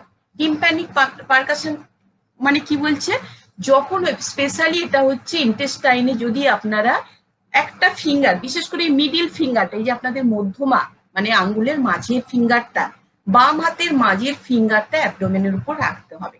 তারপরে আরেকটা ফিঙ্গার দিয়ে ওই ডান হাতের মধ্যমা ফিঙ্গারটাকে দিয়ে ওইটাকে টোকা দিতে হবে। টোকা দিলে যদি একটা ড্রাম লাইক সাউন্ড পাওয়া যায় সেটাকে বলা হচ্ছে টিম্প্যানিক সাউন্ড। এবং এটা যদি ইন্টেস্টাইনের বা অন্ত্রের কাছাকাছি পাওয়া যায় তাহলে এটাকে আমরা নিউমোথোরাক্স হিসাবে ও কিন্তু ডায়াগনোসিস করতে পারি। নেক্সট হচ্ছে কি, যখন হচ্ছে চেস্ট মানে বুকের উপরে এই জিনিসটা করা হয়, যে বাম হাতের ফিঙ্গারটা দিলেন, তারপরে ডান হাতের মধ্যমা ফিঙ্গারটা দিয়ে যখন আপনি সাউন্ডটাকে অ্যাসেস করলেন, সেখানটায় যদি কোনো হাই পিচ বা ডাল সাউন্ড বেরায় তাহলে বুঝতে হবে বুকের মধ্যে জল জমেছে বা প্লিউরাল এফিউশন ধরনের কিছু হয়েছে, যেটাকে আমরা ভাবি অ্যাকুমুলেশন অফ এয়ার, মানে ওই জায়গাটাতে বাতাস ঢুকেছে। বাতাস ঢুকেছে মানে কি, লাংসের ওখানটায় যে লেয়ার গুলো আছে ওইখানটা এয়ারটা ঢুকেছে, সেটাকে আমরা মেডিকেল টার্মিনোলজিতে বলি প্লিউরাল এফিউশন। এই ধরনের অ্যাসেস করতে পারি। এরপরে আসছে কি dull sound to assess the liquid or tumour. আবার একবার ফিঙ্গারটাকে দিলেন, দেখা গেল ডাল একটা সাউন্ড বেরোচ্ছে, মানে একটা গমগমে একটা সাউন্ড বেরোচ্ছে। গমগমে ঠিক না, মানে কি বলবো, একটা ডাল মানে একটা ভেগ সাউন্ড মতো বেরোচ্ছে। তখন ভাববেন ওই জায়গাটাতে কোনো লিকুইড বা জমে আছে, অথবা সেখানে টিউমারও থাকতে পারে। ডাল সাউন্ডটা কিন্তু টিউমার এবং লিকুইড দুটোটাকেই অ্যাসেস করতে হেল্প করে।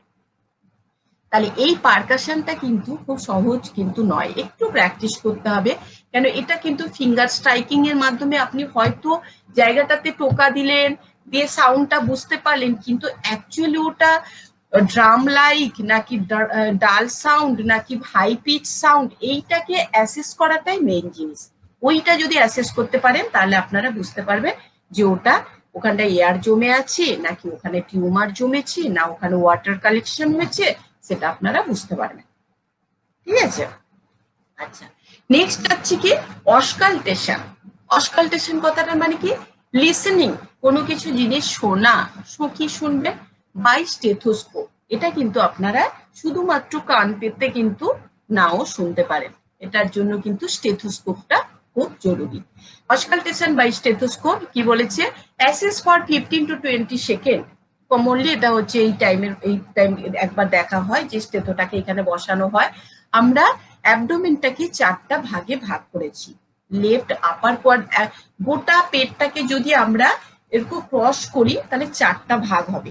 বাম দিকের ওপরের পার্টটা হবে লেফট কোয়াড্রেন্ট রিজিয়ান, ডান দিকের ওপরের পার্টটা হবে রাইট কোয়াড্রেন্ট রিজিয়ান, লেফট বাম দিকের নিচের পার্টটা হবে লেফট লোয়ার কোয়াড্রেন্ট, ডান দিকের নিচের পার্টটা হবে রাইট কোয়াড্রেন্ট রিজিয়ান। এই জায়গাগুলোতে মূলত অসকালটেশনটা করা হয়। এবার দেখুন, আমি তো বললাম এটা একটু ছবি আকারে দেখে নিন। এই দেখুন, পেটটাকে 4টা ভাগে ভাগ করেছে, একদম এই জিপিড স্টার্নাম থেকে এখানে সিম্পাসিস পিউবিসে অব্দি লাইন টেনেছে, আর এখানটা হচ্ছে ট্রান্সভার্সলি এরকম একটা ক্রস করা হয়েছে। তার মানে 4টা পার্ট হয়ে গেছে, 1 2 3 4। তার মানে এই ওয়ানটা কি? ওয়ান হচ্ছে যে কি, কোথায় গেল? হ্যাঁ, ওয়ান হচ্ছে যে কি left upper quadrant region, right upper quadrant region, left lower quadrant region, left right lower quadrant region.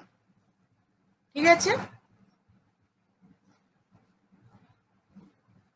এরপর আসছে ইনভেস্টিগেশন। ইনভেস্টিগেশন মানে কি? এর আগে একটু পিছিয়ে যাই। আমরা ছিলাম কোথায়? ক্লিনিক্যাল এক্সামিনেশন অফ অ্যাবডোমেন, তাই তো? প্রথমে বললাম হিস্ট্রি টেকিং করব ডিটেলসে, তারপরে বললাম ইন্সপেক্ট করব, মানে কি ভালো করে ইন্সপেকশন করব, ভিজুয়ালাইজেশন করব, তার সাথে আস্কিং করব। তারপরে কি বললাম? যে প্যালপেশন করব, মানে পাম দিয়ে ভালো করে সুপারফিশিয়ালি ডিপ প্যালপেট করব। তারপরে কি বললাম? পারকাশন করব, মানে জায়গাটাকে আঙুল দিয়ে টোকা দিয়ে সাউন্ড গুলোকে অ্যাসেস করবো ওই জায়গাটা এয়ার জমে আছে না টিউমার জমে আছে না জল জমে আছে। তারপরে কি বললাম? স্টেথো দিয়ে অসকালটেট করবো, মানে শুনবো। ঠিক আছে, এই 4টা পার্টি। নেক্সট, তারপরেও কিন্তু কনফার্ম ডায়াগনোসিসের জন্য আর একটা জিনিস থেকে যাচ্ছে, যেটা হচ্ছে ইনভেস্টিগেশন, যেটা আমরা হসপিটালে গেলে প্রথমেই আমাদের অ্যাসেস করার পর, ক্লিনিক্যালি অ্যাসেস করার পরই এটা হচ্ছে দেওয়া হয়। কি ধরনের clinical assessment commonly GI tract সিস্টেমের করা হয়? ইউএসজি, এই কথাটার সাথে আপনারা ওরিয়েন্টেড। এন্ডোস্কোপি হচ্ছে এটা আপার গ্যাস্ট্রো ইন্টেস্টাইনাল সিস্টেমেরও হতে পারে। সিগময়েডোস্কোপি মানে সিগময়েড এর হচ্ছে যে কি ছবিটা নেওয়া হয়। কোলোনোস্কোপি কোলনের ছবিটা নেওয়া হয়, সেখানে কোনো প্রবলেম আছে কিনা অ্যাসেস করার জন্য। City abdomen, computerised tomography of abdomen, city কথাটা তো আপনারা সিটি হিসেবেই জানেন, সিটি অফ অ্যাবডোমেন লিখলেও হবে। এমআরসিপি, এটা কিন্তু শেষের দিকে করা হয়, সবাইকে কিন্তু এমআরসিপি ইআরসিপি এগুলো কিন্তু করতে দেওয়া হয় না। এমআরসিপি কথাটার ফুল ফর্ম কি? Magnetic resonance cholangiopancreatography. আর ইআরসিপির ফুল ফর্ম কি? Endoscopic retrograde cholangiopancreatography. ঠিক আছে, দুটোই। এটা হচ্ছে যে এমআরআই, এটা ওয়ান টাইপ অফ এমআরআই, এমআরসিপিটা এটাও হচ্ছে যে কি ওয়ান টাইপ অফ এন্ডোস্কোপি, হচ্ছে যে এন্ডোস্কোপি। তাহলে এইগুলো তো করা হয় ইনভেস্টিগেশনে, তার সাথে history taking, inspection, palpation, percussion, auscultation এগুলো অবশ্যই নিতে হয়। তাহলেই কিন্তু আমরা ডায়াগনোসিসটা, যে কোনো পেশেন্ট যখন আসবে তার ডায়াগনোসিসটাকে কনফার্ম করতে পারবো। নেক্সট আসছে যে কি সাম common problems of GI system. আপনাদের বইতে অনেকগুলো প্রবলেম আছে, তবুও আজকে আমি যেটা পড়াবো সেটা শুধুমাত্র নজিয়া, ভমিটিং, হিক্কাপ এবং কনস্টিপেশন। নজিয়া মানে বমি বমি ভাব, ভমিটিং মানে বমি, হিক্কাপ মানে হিচকি, কনস্টিপেশন মানে কোষ্ঠকাঠিন্য, আর অ্যাকিউট অ্যাবডোমিনাল পেন মানে হঠাৎ করে খুব জোরালো পেটের ব্যথা, ডায়রিয়া। এই দুটো কিন্তু আমরা পরে পরে সেশনে পড়ব। আজকে আমরা পড়বো কিন্তু নজিয়া, ভমিটিং, হিক্কাপ। এবার উপরে দেখুন আমি হেডিংটা কি লিখেছি, সাম কমন প্রবলেমস। আমি কিন্তু ডিজিজ লিখিনি। কেন ডিজিজ লিখিনি? Nazia is not a disease, vomiting is not a disease, hiccup is not a disease, it's all the problems of GI system. তার মানে এগুলো কোনো ডিজিজের সাইন সিমটম আকারেও হতে পারে, কিন্তু ইটসেলফ বা কনস্টিপেশন এরা ইটসেলফ কিন্তু কোনো ডিজিজ নয়, তাই তো? তাই জন্য আমি লিখেছি সাম common problems of GI system. ঠিক আছে, তাহলে আমি এবার যাচ্ছি কি নজিয়া। নজিয়াতে যাচ্ছি। নজিয়া মানে কি? নজিয়া হচ্ছে একটা unpleasant feeling of the need to vomit. মানে বমি করার জন্য শরীরের মধ্যে যখন একটা অস্বস্তিকর ফিলিং মানে অনুভূতি হচ্ছে, সেটাকে বলা হচ্ছে নজিয়া। মানে ভমিটিং হয়নি, বমি হয়নি, কিন্তু ভেতরে একটা আনপ্লেজেন্ট ফিলিংস হচ্ছে। অ্যাকচুয়ালি নজিয়া ভমিটিং একটাই কথা বলতে গেলে, তাই তো? নেক্সট হচ্ছে vomiting, the expulsion of the gastric content through the mouth caused by the forceful and sustained contraction of the abdominal muscle and diaphragm। কোনো কারণে যখন হচ্ছে অ্যাবডোমিনাল মাসেলগুলো কন্ট্রাক্ট করে যায় এবং তাতে কি হয় যে পেটের মধ্যে খাবারগুলো আবার বেরিয়ে চলে এসে মুখের বাইরে বেরিয়ে যায়, সেই প্রসেসটাকে বলা হচ্ছে vomiting. Expulsion of the gastric content. Gastric content কেন বলেছে? ওটা কিন্তু পেটের মধ্যে চলে গেছিল খাবারটা, কিন্তু তারপরে আবার বেরিয়ে এসছে থ্রু মাউথ, মানে ইসোফেগাস হয়ে মাউথ হয়ে ওটা একদম বাইরে বেরিয়ে এসছে। কিসের কারণে? Through caused by forceful and sustain contraction of the abdominal muscle and diaphragm. তার মানে আমাদের এই যে মধ্যচ্ছদা আছে, মানে অ্যাবডোমেনে এইখানটা যে মাসেল গুলো আছে এবং মধ্যচ্ছদা মানে পর্দা, ডায়াফ্রাম আছে, মানে পর্দাটা আছে, সেইটা কন্ট্রাক্ট করার কারণে পেটের মধ্যে যে খাবারগুলো ছিল সেগুলো আবার যখন ইসোফেগাস মাউথের মাধ্যমে রিভার্স হয়ে বাইরে বেরিয়ে আসে, তখন তাকে বলা হচ্ছে ভমিটিং। ঠিক আছে, টাইপস অফ ভমিটিং। কত টাইপের ভমিটিং হয়? হেমাটেমেসিস, হেমাটেমেসিস এগুলো আপনাদের একটু মনে রাখতে হবে। Brown coffee colour, when blood comes from the mouth, esophagus, stomach, small intestine। তার মানে কি যখন মুখ দিয়ে, ইসোফেগাস দিয়ে, পাকস্থলী থেকে বা ক্ষুদ্র অন্ত থেকে যখন ব্লাড বেরিয়ে আসে, তখন তাকে বলা হচ্ছে ব্লাড বেরিয়ে বাইরে বমির সাথে বেরিয়ে আসে, when ব্লাড, হ্যাঁ বমির সাথে বেরিয়ে আসে মানে ভমিটিং এর সাথে বেরিয়ে আসে, তাকে বলা হচ্ছে হেমাটেমসিস। এগুলো কোন কোন ক্ষেত্রে কমনলি ঘটে থাকে? পেপটিক আলসার, তার মানে হচ্ছে পাকস্থলীতে কোনো আলসার হয়েছে, ইসোফেজিয়াল লিসান মানে এখানটায় যে ইসোফেগাসটা আছে সেখানটা মানে শ্বাসনালী আছে, সেখানে কোনো ক্ষত আছে, সেই সব ক্ষেত্রে কিন্তু ব্রাউন কফি কালারের ব্লাডটা বেরিয়ে আসে মুখের মাধ্যমে, সেটাকে বলা হচ্ছে হেমাটেমেসিস। ঠিক আছে, বাইল ইন ভমিট মানে কি ইয়েলো কালারের যখন ভমিটিং হয়, when the content comes from the lower part of the duodenum in case of regurgitation of the bile। মানে কি যখন ডিওডিনামের মানে স্মল ইন্টেস্টাইনে যে ডিওডিনাম আছে সেখানে তার লোয়ার পার্ট থেকে মানে তার নিচের অংশ থেকে যখন কন্টেন্ট গুলো বেরিয়ে আসে, তখন সেটাকে বলা হচ্ছে বাইল ইন ভমিটিং। এই বমিটার কালারটা কি হয়? ইয়েলো কালার হয়, মানে হলুদ কালার হয়। তারপর হচ্ছে কি পশেট। পশেট মানে কি when baby vomit up small amount after feed। মানে ছোট ছোট বাচ্চাদের দেখবেন খাওয়ার পরেই দেখবেন ওদের বার্পিং করে দেয়, ওরা খাওয়া মানে কার্ড মানে দই আকারে খাবারটাকে বার করে দেয়, সেইটাও কিন্তু ওয়ান টাইপ অফ ভমিটিং, সেটাকে বলা হচ্ছে পশেট। নেক্সট হচ্ছে কি reflux vomiting. Reflux vomiting is common in baby, commonly এটা বেবিদের ক্ষেত্রে হয়। when the valve at the top of the stomach accidentally open। যখন কি বলছে, ছোট ছোট বাচ্চাদের পাকস্থলীর যে ভাল্বটা আছে, মানে খাবারটা ইসোফেগাস থেকে পাকস্থলীতে চলে যায়, দিয়ে ওখানে একটা ভাল্ব আছে, সেটা ক্লোজ হয়ে যায়, কিন্তু সেই ভাল্বটা যখন রিওপেন হয়ে যায় এবং স্টমাকের মানে পাকস্থলীর খাবারগুলো যখন আবার বেরিয়ে চলে আসে, মানে ফিরে আসে, সেটাকে বলা হচ্ছে গ্যাপ রিফ্লাক্স ভমিটিং। কমনলি এটা বাচ্চাদের ক্ষেত্রে হয়। বাচ্চারা খাওয়ার যখন দুধ খাওয়া হয় তখন বাচ্চারা কি করে, দই আকারে খাবারটাকে বার করে দেয়। কেন দই আকার হয়ে যায়? কারণ অলরেডি সেটা যেহেতু পাকস্থলীতে ঢুকে যায়, সেখানটা এসিএল সিক্রেশন মিক্সড আপ হয় এবং সেটা অলরেডি কার্ডে কনভার্ট হয়ে যায়, মানে দইতে কনভার্ট হয়ে যায়। তখন সেই খাবারটা যখন আবার বেরিয়ে আসে তখন তাকে বলা হচ্ছে reflux vomiting. Projectile vomiting. Projectile vomiting মানে when baby brings up stomach content in a forceful way। মানে যখন কোনো বাচ্চা মানে তার পেটের মধ্যে যত খাবারগুলো আছে খুব ফোর্সফুলি বার করে দেয়, তাকে বলা হয় যে মানে খুব জোরের সাথে ওয়াক করে বার করে দেয়, তখন তাকে বলা হয় প্রজেক্টাইল ভমিটিং, মানে প্রজেক্টাইল বমি। নেক্সট কি, যে foul smelling vomiting. Foul smelling vomiting বলতে কি বোঝাচ্ছে?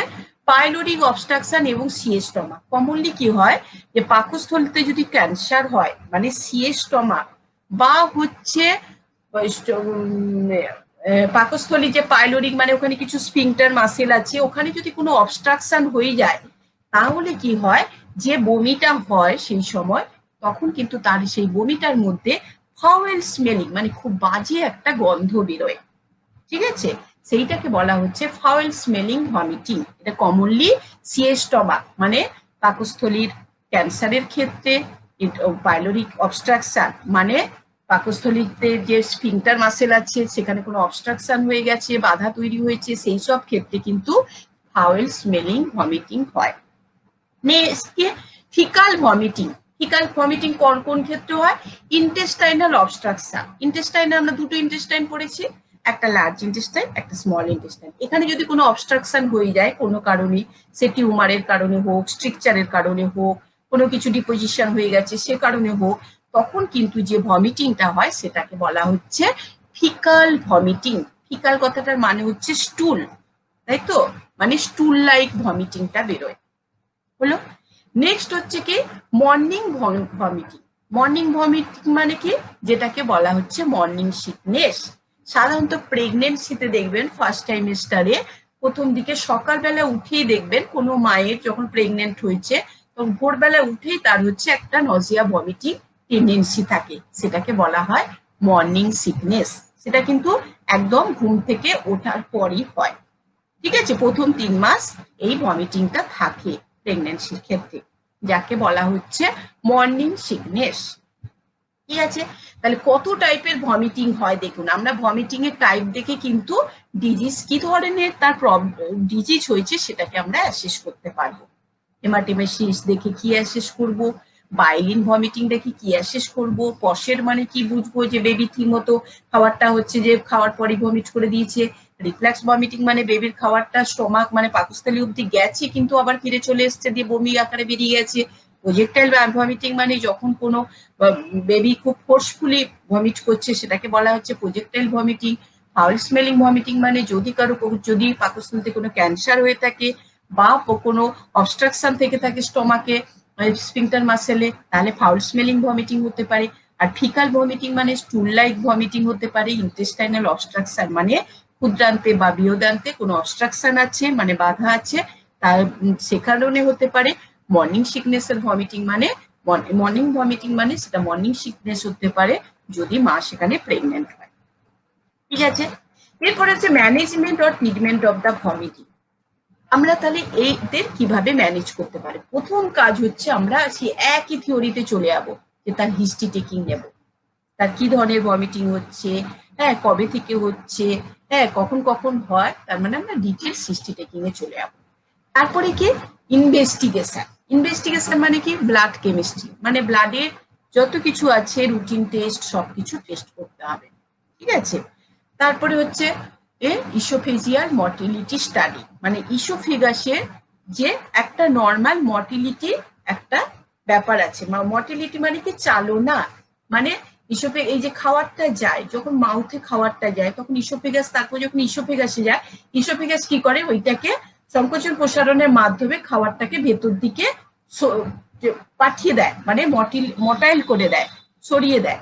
সেই স্টাডিটা করে দেখতে হবে ইসোফেগাসে কোনো প্রবলেম আছে কিনা। এন্ডোস্কোপি জানেন, সিটি, এমআরআই, এন্ডোক্রাইনোলজিক্যাল স্টাডি। এন্ডোক্রাইনোলজিক্যাল স্টাডি মানে কি হরমোন জনিত তার হচ্ছে কোনো প্রবলেম আছে কিনা। আর কি যে লাইফস্টাইল মডিফিকেশন। লাইফস্টাইল মডিফিকেশন মানে যার এক্সেসিভ ভমিটিং হচ্ছে তাকে কার্বোহাইড্রেট জাতীয় ফুড বেশি করে দিতে হবে, যদি কি ভেজিটেবল ভালো করে খাবে, ফ্যাট জাতীয় ফুড অ্যাভয়েড করবে, স্পাইসি ফুড অ্যাভয়েড করবে, এই ধরনের। রেস্ট মানে তার হচ্ছে যে কমপ্লিট বা রেগুলার একটা রেস্টের দরকার। ফ্লুইড কতটা অ্যামাউন্ট খাবে, কি ধরনের ফ্লুইড খাবে সেগুলো মেনটেন করবে। ডায়েট এবং লাস্টলি কি ফলো আপ মানে কি ডক্টরের কাছে চেক আপে যাবে। মেডিকেল সার্জিক্যাল ট্রিটমেন্ট যদি প্রয়োজন হয়। এবার যদি অ্যাসেস করে দেখা যায় তার এমন কিছু প্রবলেম হয়েছে যেটাকে মেডিকেল ট্রিটমেন্ট অবশ্যই দরকার, বা সার্জিক্যাল মানে কোনো অপারেশনের ট্রিটমেন্ট অবশ্যই দরকার, তখন কিন্তু তাকে কিন্তু সেটা করাতে হবে। ঠিক আছে, নেক্সট হচ্ছে কি হিক্কাপ। হিক্কাপ কথাটার মানে কি হিচকি, তাই তো। আমরা প্রায় দেখি আমাদের হিক্কাপ হয়। আমাদের মধ্যে একটা মিসকনসেপশন আছে, আমরা খালি বলি কেউ বোধহয় আমাদের কথা কেউ মনে করছে, মানে খেতে বসে হিক্কাপ হলো, আমরা বললি যে কি আমার কথার মধ্যে কেউ ভাবছে, হ্যাঁ আমাকে বোধহয় কেউ মনে করছে, তা কিন্তু নয়। এখানটা একটা সায়েন্স আছে কি কারণে হিক্কাপ হয় বা হিচকি হয়। ডেফিনেশনে দেখুন হিক্কাপটা কি। হিক্কাপটা হচ্ছে একটা ইনভলিউন্টারি uncontrollable spasm of the diaphragm and respiratory organ with a sudden closure of the glottis, মানে যেটা হচ্ছে ফ্ল্যারিংসের একটা part, and a characteristics of gulping sound. Gulping sound মানে কি যেরকম করে আমাদের হিচকিটা ওঠে।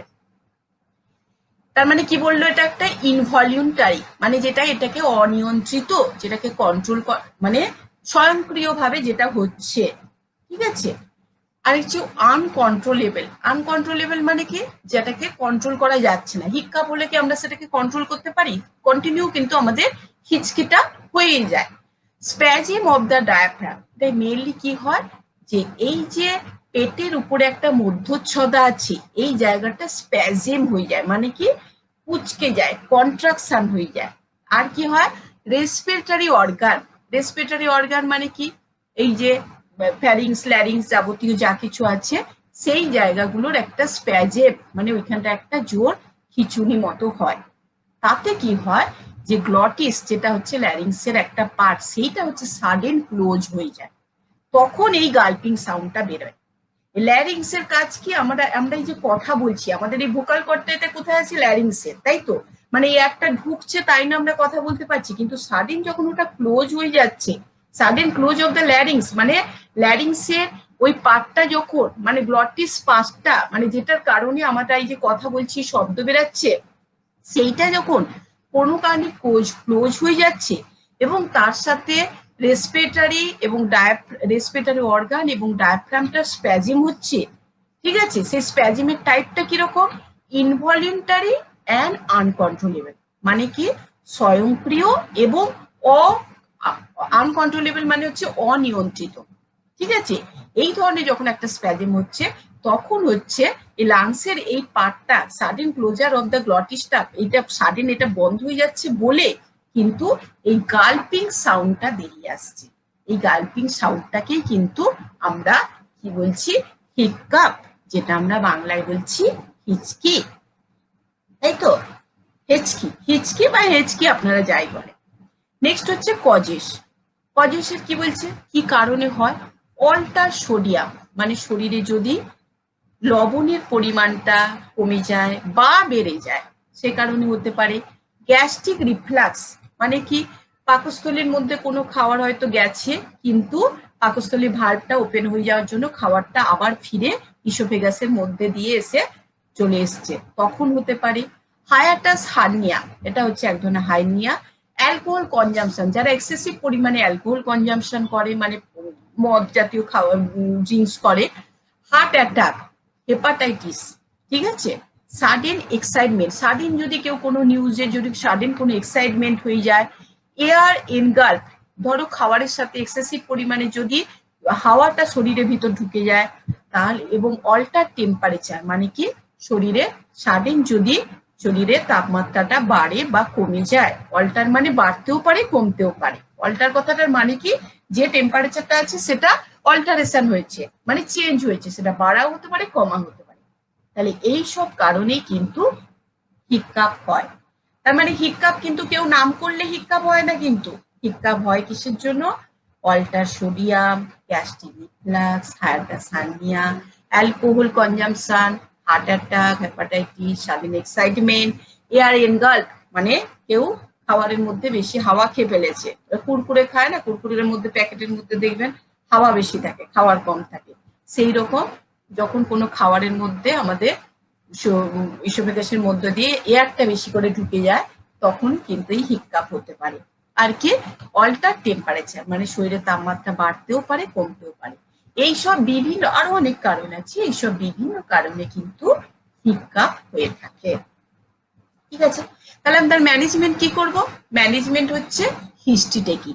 হিস্ট্রি টেকিং একটা খুব ইম্পর্টেন্ট, সেটা আমরা শুরু থেকেই জেনে এসেছি কি হিস্ট্রি নেব, কোন টাইম মানে কোন টাইমে হিক্কাপটা হচ্ছে, মানে খাওয়ার পর হিক্কাপ হচ্ছে নাকি জল খেলে হিক্কাপ হচ্ছে না এমনি থাকতে থাকতে স্পন্টেনিয়াসলি ক্রমাগত কন্টিনিউয়াস হিক্কাপ হয়ে যাচ্ছে, তাহলে এই টাইমটা আমাদের জানতে হবে। ফ্রিকোয়েন্সি মানে কি কতবার হচ্ছে, মানে কি সারা দিনে কতবার হচ্ছে, ঠিক আছে, কারোর হয়তো সারাদিনে 10 বার হচ্ছে, কারোর হয়তো সারাদিনে হয়তো 2 বার মতো হচ্ছে, কিন্তু ওটা লং টাইম ধরে হচ্ছে। আর কি হতে পারে, আর কোনো অ্যাগ্রেসিভ ফ্যাক্টর আছে কিনা, অ্যাগ্রেসিভ ফ্যাক্টর মানে সে কোনো সাডেন কোনো এক্সাইটমেন্টের মাঝখানে গেছিল কিনা, এই ধরনের কোনো কিছু জিনিস, এই যে আমরা বলেছিলাম সাডেন এক্সাইটমেন্ট হলেও হিক্কাপ হয়, এই ধরনের মেন্টালি বা সাইকোলজিক্যাল কোনো ইয়ে হলে কিন্তু এই ধরনের ডিসঅর্ডার হলে কিন্তু হিক্কাপ হতে পারে। ফিভার আমরা বলেছি অল্টার টেম্পারেচার মানে কি তার হয়তো তাপমাত্রা বেড়ে গেছে তখন হয়তো হয়েছে কিনা সেটা জানতে হবে। পেন হলে তার কোথাও অন্য কোথাও পেন হচ্ছে কিনা, হিক্কাপের সাথে সাথে অন্য বডির কোনো পার্টে পেন হচ্ছে কিনা, হিক্কাপের সাথে কাপ আসছে কিনা, হিক্কাপের সাথে ভমিটিং আসছে কিনা, হিক্কাপের সাথে চেস্ট পেন হচ্ছে কিনা, তাহলে এই ধরনের হিস্ট্রি গুলো কিন্তু আমাদের নিতে হবে। ঠিক আছে, ইনভেস্টিগেশন আমরা কি করব, হিস্ট্রি নেওয়ার পরও আমাদের ফাইনাল ডায়াগনোসিসের জন্য কিন্তু ইনভেস্টিগেশন করতে হয়। কি করব, এক্সরে করে দেখতে পারি, এক্সরে করে আমরা কি দেখতে পারি, রেসপিরেটরি অর্গানে কোনো প্রবলেম হয়েছে কিনা, মানে রেসপিরেটরি অর্গানে ইসোফেগাস বা ল্যারিংস ফ্যারিংসের ওখানটায় কোনো স্ট্রিকচার হয়ে গেছে কিনা, হ্যাঁ, আর কি দেখতে পারি, ইসিজি করে দেখতে পারি, ইউএসজি করে দেখতে পারি, সিটি করে দেখতে পারি, এমআরআই করে দেখতে পারি, ব্লাডের কমপ্লিট টেস্ট করে দেখতে পারি, হ্যাঁ, ডিসি ইএসআর সবকিছু টেস্ট করে। ইলেকট্রোলাইট স্টাডি, ইলেকট্রোলাইট স্টাডি মানে কি sodium potassium calcium, sodium potassium এগুলো, তাই তো, ক্লোরাইড। আর হচ্ছে রেনাল ফাংশন টেস্ট, ইউরিনের কোনো প্রবলেম আছে কিনা, এই যে অল্টার সোডিয়াম বলেছি, ইউরিনের প্রবলেম থাকলে কি হবে, সোডিয়াম অনেক সময় কমে যায়, তাই তো ইউরিনারি রিটেনশন হয়, তাহলে হচ্ছে যে তাহলে রেনাল ফাংশন টেস্ট করলাম। এলএফটি, এলএফটি মানে হচ্ছে যে কি liver function test, liver function test মানে কি আমরা কি জানতে পারবো, হেপাটাইটিস আছে কিনা, জন্ডিস আছে কিনা, কেন লিভার ফাংশন টেস্টে আমরা কি জানতে পারি, বাইল, ইউরিয়া, ক্রিয়েটিনিন, এসজিওটি, এসজিপিটি, এগুলো হচ্ছে লিভার ফাংশন টেস্টে করা হয়, তাহলে এগুলো টেস্ট করলে আমরা জানতে পারবো এই ধরনের কোনো প্রবলেম তার হয়েছিল কিনা, তাহলেই কি হচ্ছে আমরা তার ম্যানেজমেন্টটা ঠিক মতো করতে পারবো, তাই তো। তাহলে হিক্কাপ কোনো কেউ নাম করলে হয় না, হিক্কাপ হচ্ছে একটা রেসপিরেটরি অর্গানের স্প্যাজেম এবং ডায়াফ্রাম মানে মধ্যচ্ছদার একটা স্প্যাজেম, যেটা হচ্ছে ইনভলিন্টারি হতে পারে এবং আনকন্ট্রোলেবল। এখানে কি হয়, সাডেন আমাদের ল্যারিংসের মানে শ্বাসযন্ত্রের এখানটা তার যে ঢাকাটা আছে সেইটা কি হয় ক্লোজ হয়ে যায়, তখন কি হয় যে একটা গাল্পিং সাউন্ড বেরিয়ে আসে।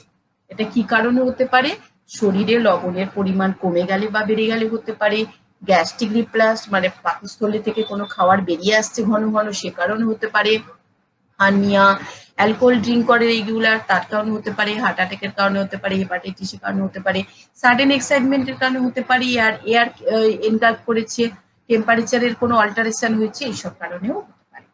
ঠিক আছে, তাহলে আমরা ম্যানেজমেন্ট কি করব, তার হিস্ট্রি নেব। হিস্ট্রি কি নেব, কোন টাইমে হচ্ছে, কতবার হচ্ছে, তার কোনো অ্যাগ্রেসিভ ফ্যাক্টরের সামনে সে মুখোমুখি হয়েছিল কিনা, তার ফিভার আছে কিনা, কারণ আমরা বলেছি অল্টার টেম্পারেচার হলে হতে পারে, তার পেন আছে কিনা, তারপর কাপ আছে কিনা জানলাম, ভমিটিং, তারপর চেস্ট পেন, যদি হার্টের কোনো প্রবলেম হয়ে থাকে তাহলে চেস্ট পেন আছে কিনা সেগুলো জানলাম, তাহলে আমরা সেই বুঝে তাহলে আমরা ম্যানেজ করতে পারবো। এবার ফাইনাল ডায়াগনোসিসের জন্য আমরা এক্সরে করব, এক্সরে করে দেখবো এই অর্গানগুলোতে কোনো প্রবলেম আছে কিনা, ইসিজি করে দেখবো যে হার্টের কন্ডিশন কিরকম আছে, ইউএসজি করে অল ওভার অর্গানের কোনো প্রবলেম আছে কিনা দেখতে পারবো, সিটি এমআরআই করে ডিটেলস হচ্ছে যে জানতে পারবো, ব্লাড টেস্টের মধ্যে সব টিসি ডিসি ইএসআর সবকিছু হবে। আর কি হচ্ছে, ইলেকট্রোলাইট স্টাডি মানে হচ্ছে সোডিয়াম পটাশিয়াম ক্লোরাইড, এইসব যে স্টাডিটা করা হয় সেটাকে বলা হয় ইলেকট্রোলাইট স্টাডি। রেনাল ফাংশনের মধ্যে আমরা সোডিয়াম টোডিয়াম অ্যাসেস করে দেখতে পারবো, সোডিয়াম পটাশিয়াম সবকিছু। আর এলএফটি মানে লিভার ফাংশন টেস্ট, মানে হচ্ছে এসজিওটি, এসজিপিটি, ইউরিয়া, ক্রিয়েটিনিন, বা হ্যাঁ ইউরিয়া, ক্রিয়েটিনিন এইসব হচ্ছে বাইল, এগুলো দেখা হয়, বিলিরুবিন, এগুলো হচ্ছে লিভার ফাংশন টেস্টে দেখা হয়। তাহলে এগুলো করলে আমরা আলটিমেট হচ্ছে ডায়াগনোসিসে পৌঁছে যেতে পারবো, তাই তো। এবার আসছি constipation.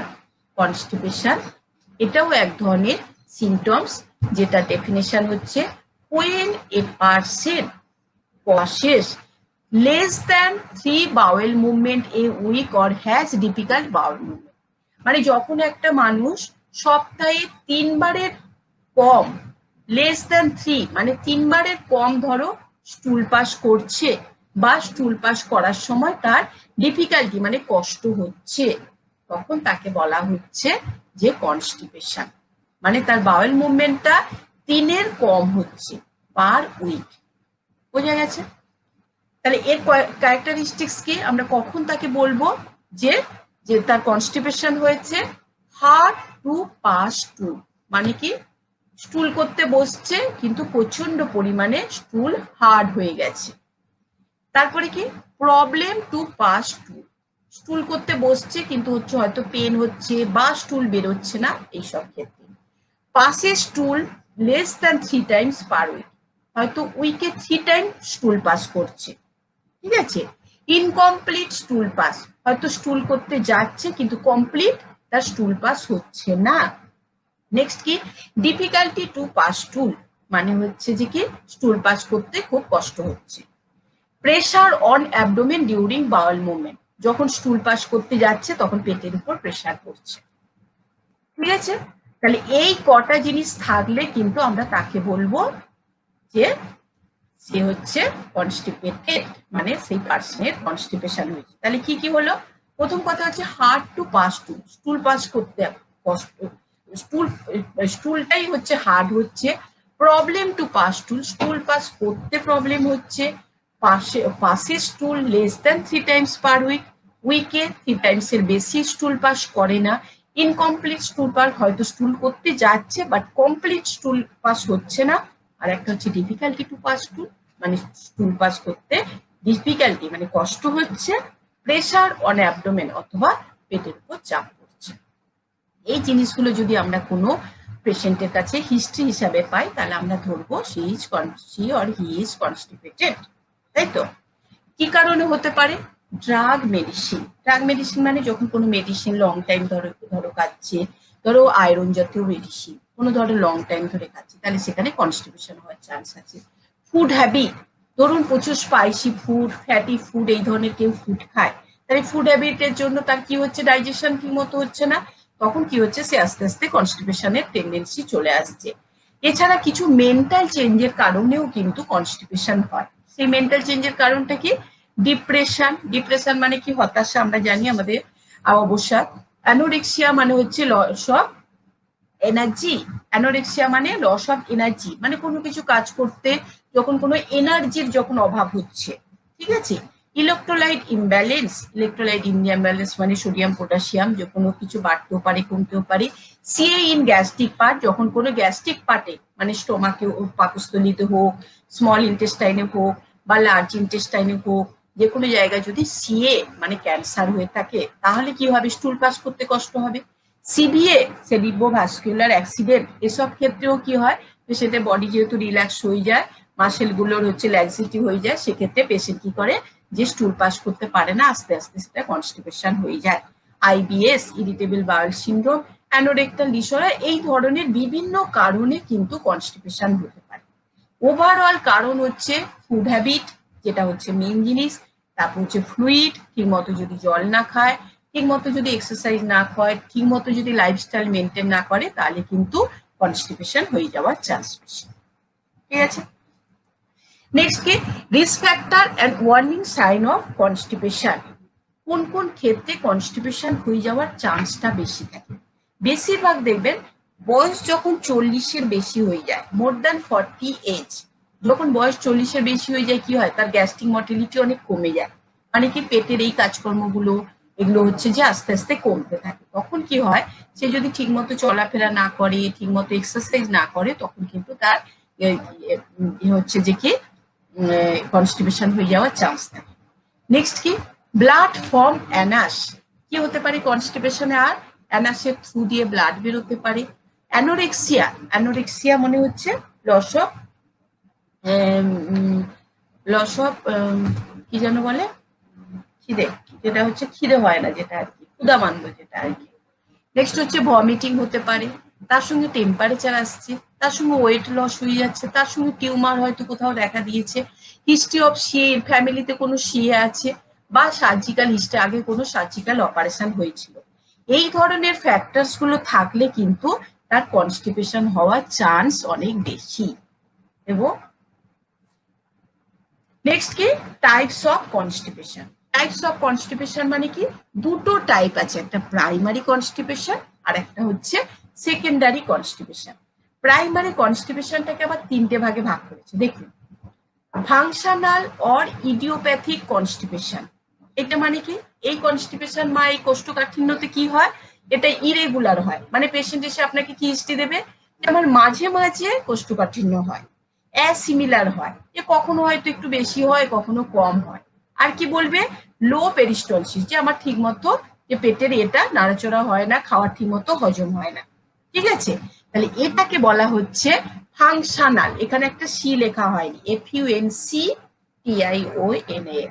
Functional or idiopathic constipation. এইটা নিয়ে যখন তোমার কাছে আপনার কাছে পেশেন্ট আসবে, তখন তাকে বলা হচ্ছে ফাংশনাল কনস্টিপেশন। কি হবে, ইরেগুলার হবে, মানে পেশেন্ট এসে বলবে আমার মাঝে মাঝে কোষ্ঠকাঠিন্য হয়। অ্যাসিমিলার বলবে সবসময় হয় না, কখনো অল্প কখনো বেশি কোষ্ঠকাঠিন্য হয়। আর কি লো পেরিস্টলসিস। আর একটা টাইপ কি নর্মাল স্লো ট্রানজিট কনস্টিপেশন। এক্ষেত্রে পেশেন্ট এসে কি হিস্ট্রি দেবে, বলবে আমার কোষ্ঠকাঠিন্যর সাথে অ্যাবডোমিনাল পেন মানে পেটের ব্যথা হয়, নর্মাল কিন্তু স্টুল কিন্তু নর্মাল হয়, এবং পেশেন্ট মনে করে তার বোধহয় শক্ত পায়খানা হচ্ছে, মানে patient perceive that he has constipated.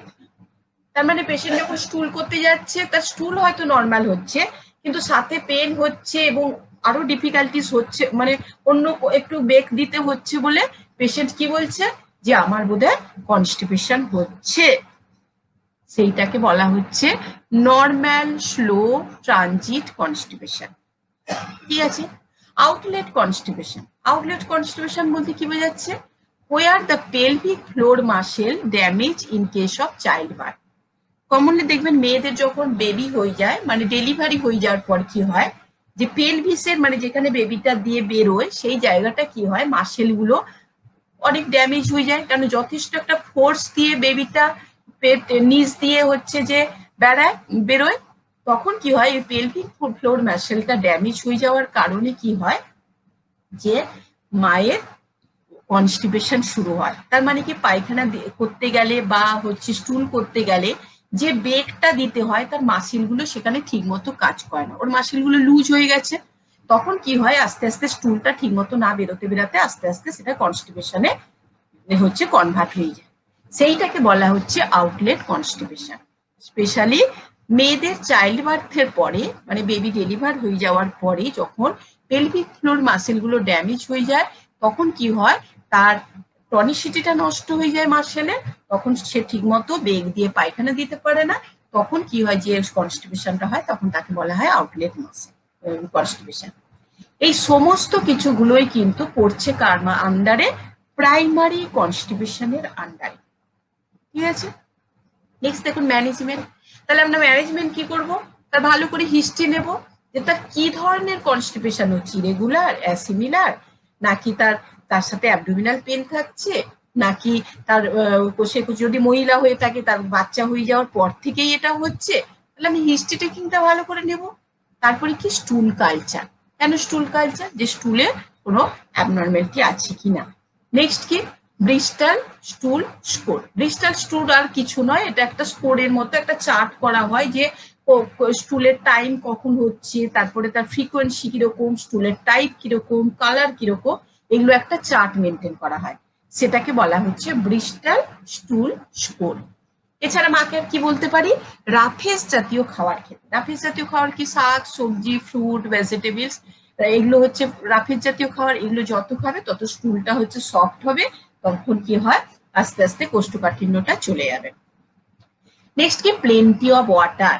Minimum 2.5 থেকে 3 লিটার একটা অ্যাডাল্ট পার্সনের সারাদিনে জল খাওয়া উচিত, সেটা অবশ্যই সে যেন মেনটেন করে। নেক্সট কি? Psychological support. যদি কেউ মনে হচ্ছে কনস্টিপেশন হচ্ছে বলে সাইকোলজিক্যালি সে কোনো ডিস্টার্ব হয়ে যাচ্ছে, তাহলে তাকে সাইকোলজিক্যালি সবসময় কমফোর্ট দিতে হবে, তাকে অ্যাসিওর করতে হবে, মানে নিশ্চিন্ত করতে হবে যে এটা বড় কোনো প্রবলেম নয়, এটা ধীরে ধীরে ঠিক হয়ে যাবে। তার মানে তাকে সাইকোলজিক্যালি তাকে অ্যাসিওর করতে হবে। আর কি? Lifestyle modification. লাইফস্টাইল মডিফিকেশন মানে কি? ডেলি লিভিং অ্যাক্টিভিটি, মানে সকালবেলা ঘুম থেকে উঠে আমরা যা যা মর্নিং ওয়াক করি, বা মর্নিং এর কাজ করি, বা অফিসে গেলে অফিসের কাজ করি, সমস্ত কাজগুলোই যেন ঠিকঠাক করে, মানে কনস্ট্যান্ট বসে না যেন থাকে, এবং খাবার যখন খাবে তখন যেন পরিমাণ মতো খাবার খায়, রেগুলার একটা টাইমে, নির্দিষ্ট টাইমে যেন খাবার খায়, এক্সারসাইজ যেন ঠিক মতো করে, বেশি পরিমাণ যেন হেভি ফুড বা জাঙ্ক ফুড বা মশলা জাতীয় খাবার, স্পাইসি জাতীয় ফুড যেন না খায়, এগুলোকে বলা হচ্ছে লাইফস্টাইল মডিফিকেশন। তাহলে এইটা করতে হবে, করলেই এটাই কিন্তু এর আলটিমেট ম্যানেজমেন্ট। এরপরে দেখুন সেকেন্ডারি কনস্টিপেশন। সেকেন্ডারি কনস্টিপেশন মানে প্রাইমারি কনস্টিপেশনে কি বলেছিলাম, এটা কিন্তু যখন তখন হতে পারে এবং এটা হচ্ছে মিনিমাম কারণে হয়, কিন্তু সেকেন্ডারি কনস্টিপেশনটা কিন্তু তার ক্যারেক্টারটা কিরকম? সেকেন্ডারি কনস্টিপেশনটা এটা হচ্ছে রিপিটেড হবে। তার মানে কি? সে 6 মাস কনস্টিপেশনে ভুগেছে, ওষুধ খেয়েছে, 1 মাস 15 দিন হয়তো সুস্থ ছিল, আবার দেখা গেল সে পরের মাস থেকে আবার কনস্টিপেশনে ভুগছে, মানে রিপিটেড তার কনস্টিপেশন হচ্ছে। তারপর কি? ক্রনিক। ক্রনিক মানে কি? 3 বছর 4 বছর ধরে ধরো সে লং টাইম ধরো কনস্টিপেশনে ভুগছে। নেক্সট কি? লং টাইম, এটা তো বলেই ফেললাম। আফটার সার্জারি, বিশেষ করে আফটার সার্জারি কেন বলেছি? বিশেষ করে কোনো অপারেশন হয়ে যাওয়ার পর দেখবে সবার একটু ভয় লাগে, যে পায়খানায় বেগ দিতে গেলে ব্যথা করবে, এই ভয়ে কি করে, যে ঠিক মতো যে স্টুলটা পাস করে না। তখন কি হয়, এই করতে করতে আস্তে আস্তে গ্যাস্ট্রিক মর্টিলিটি বা পেরিস্টালটিক মর্টিলিটিটা কমে যায়, তখন কি হয়, কনস্টিপেশন হয়ে যায় এবং সেটা পার্মানেন্টলি স্টে করে যায়, মানে সেকেন্ডারি কনস্টিপেশনে কনভার্ট হয়ে যায়। নেক্সট কি? Can not removed even after medication. Primary constipation নিয়ে যখন একটা পেশেন্ট আসে, তাকে মিনিমাম ম্যানেজমেন্ট করলে, মিনিমাম মেডিসিন দিলে কিন্তু সে কমে যায়, কিন্তু সেকেন্ডারি কনস্টিপেশনে কি বললাম, রিপিটেড হয়। তার মানে কি? মেডিকেশন দেওয়ার পরও কিন্তু কনস্টিপেশনটা কারেকশন হয় না। রেকারেন্স, রেকারেন্স মানে কি? বারবার হতে থাকে। ঠিক আছে, তাহলে ম্যানেজমেন্ট কি? সেই একই, ফ্রুটস ভেজিটেবল এগুলো খাওয়ার জন্য বলতে হবে, ফাইবার কন্টেনিং ফুড খেতে হবে, মানে ভেজিটেবলস বেশি করে খেতে হবে, লাক্সেটিভ মানে হচ্ছে মেডিসিন, লাক্সেটিভ জাতীয়, যেটা যেমন হচ্ছে ডালকোলাক্স, এই ধরনের মেডিসিন কিছু দেওয়া যেতে পারে, যেটা হচ্ছে স্টুলটাকে সফট করে, তাহলে কি হবে, স্টুল পাসের সময় তাহলে কষ্ট হবে না। তারপর কি? এনিমা দেওয়া যেতে পারে। এছাড়াও বলতে হবে পেশেন্টকে এক্সারসাইজ যেন রেগুলার করে, ডেলি লিভিং অ্যাক্টিভিটি, যার যা কাজকর্ম সেগুলো যেন রেগুলারলি করে। আর কি? Avoid alcohol. যে কেউ ধরো লং টাইম অ্যালকোহল কনজাম্পশন করে, তাহলে তাকে কিন্তু বলতে হবে অ্যালকোহল, কফি বা বেভারেজ জাতীয় ফুড যেন সে অ্যাভয়েড করে। আর কি, অ্যাবডোমিনাল রেকটাল এক্সামিনেশন, ক্লিনিক্যালি তাকে রেকটাল এক্সামিনেশন করে দেখতে হবে যে তার অন্য কোথাও থেকে আর কিছু প্রবলেম আছে কিনা, ওখানে মাসেল টাসেল ঠিক আছে কিনা, হ্যাঁ সেখানে স্ফিংটার মাসেল টাসেল সব ঠিক আছে কিনা, এটা ক্লিনিক্যালি একটা অ্যাসেস করা হয়। আর আলটিমেট কি, ইনভেস্টিগেশন কি ব্লাড স্টাডি করে দেখতে হবে, ব্লাডের সমস্ত কালচার, তারপরে হচ্ছে যে কি এক্সরে করে, ইউএসজি করে, এন্ডোস্কোপি করে দেখতে হবে যে তার জিআই সিস্টেমে কোনো প্রবলেম হয়ে আছে কিনা। ঠিক আছে, মানে আলটিমেট ম্যানেজমেন্টটা কিন্তু ডায়েট, মানে fruits, vegetable, fibre containing food, laxative বললাম ডালকোলাস জাতীয় ট্যাবলেট, হ্যাঁ যেটা স্টুলটাকে বা পায়খানাটাকে নরম করে।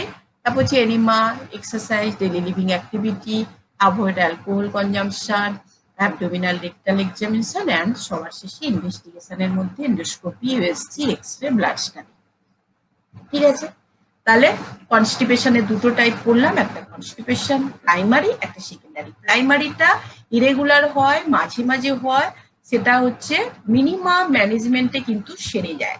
ঠিক আছে, কিন্তু সেকেন্ডারিটার কিন্তু এটা রিপিটেড হয় এবং লং টাইম ধরে হয় এবং রেকারেন্ট হয় এবং এটা can not removed by even after medication, medicine দিয়েও সারে না।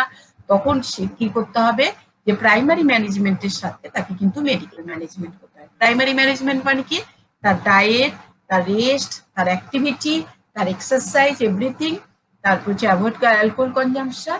আর মেডিকেল ম্যানেজমেন্ট মানে হচ্ছে ল্যাক্সেটিভ, এনিমা এবং তার সাথে অ্যাবডোমিনাল রেকটাল এক্সামিনেশন করে দেখতে হবে অন্য আদার কোনো প্রবলেম আছে কিনা। এছাড়া এই ধরনের ইনভেস্টিগেশন গুলো করতে হবে, endoscopy, USG, x-ray, blood study. Okay, তাহলে হ্যাঁ, লাস্টলি থ্যাংক ইউ।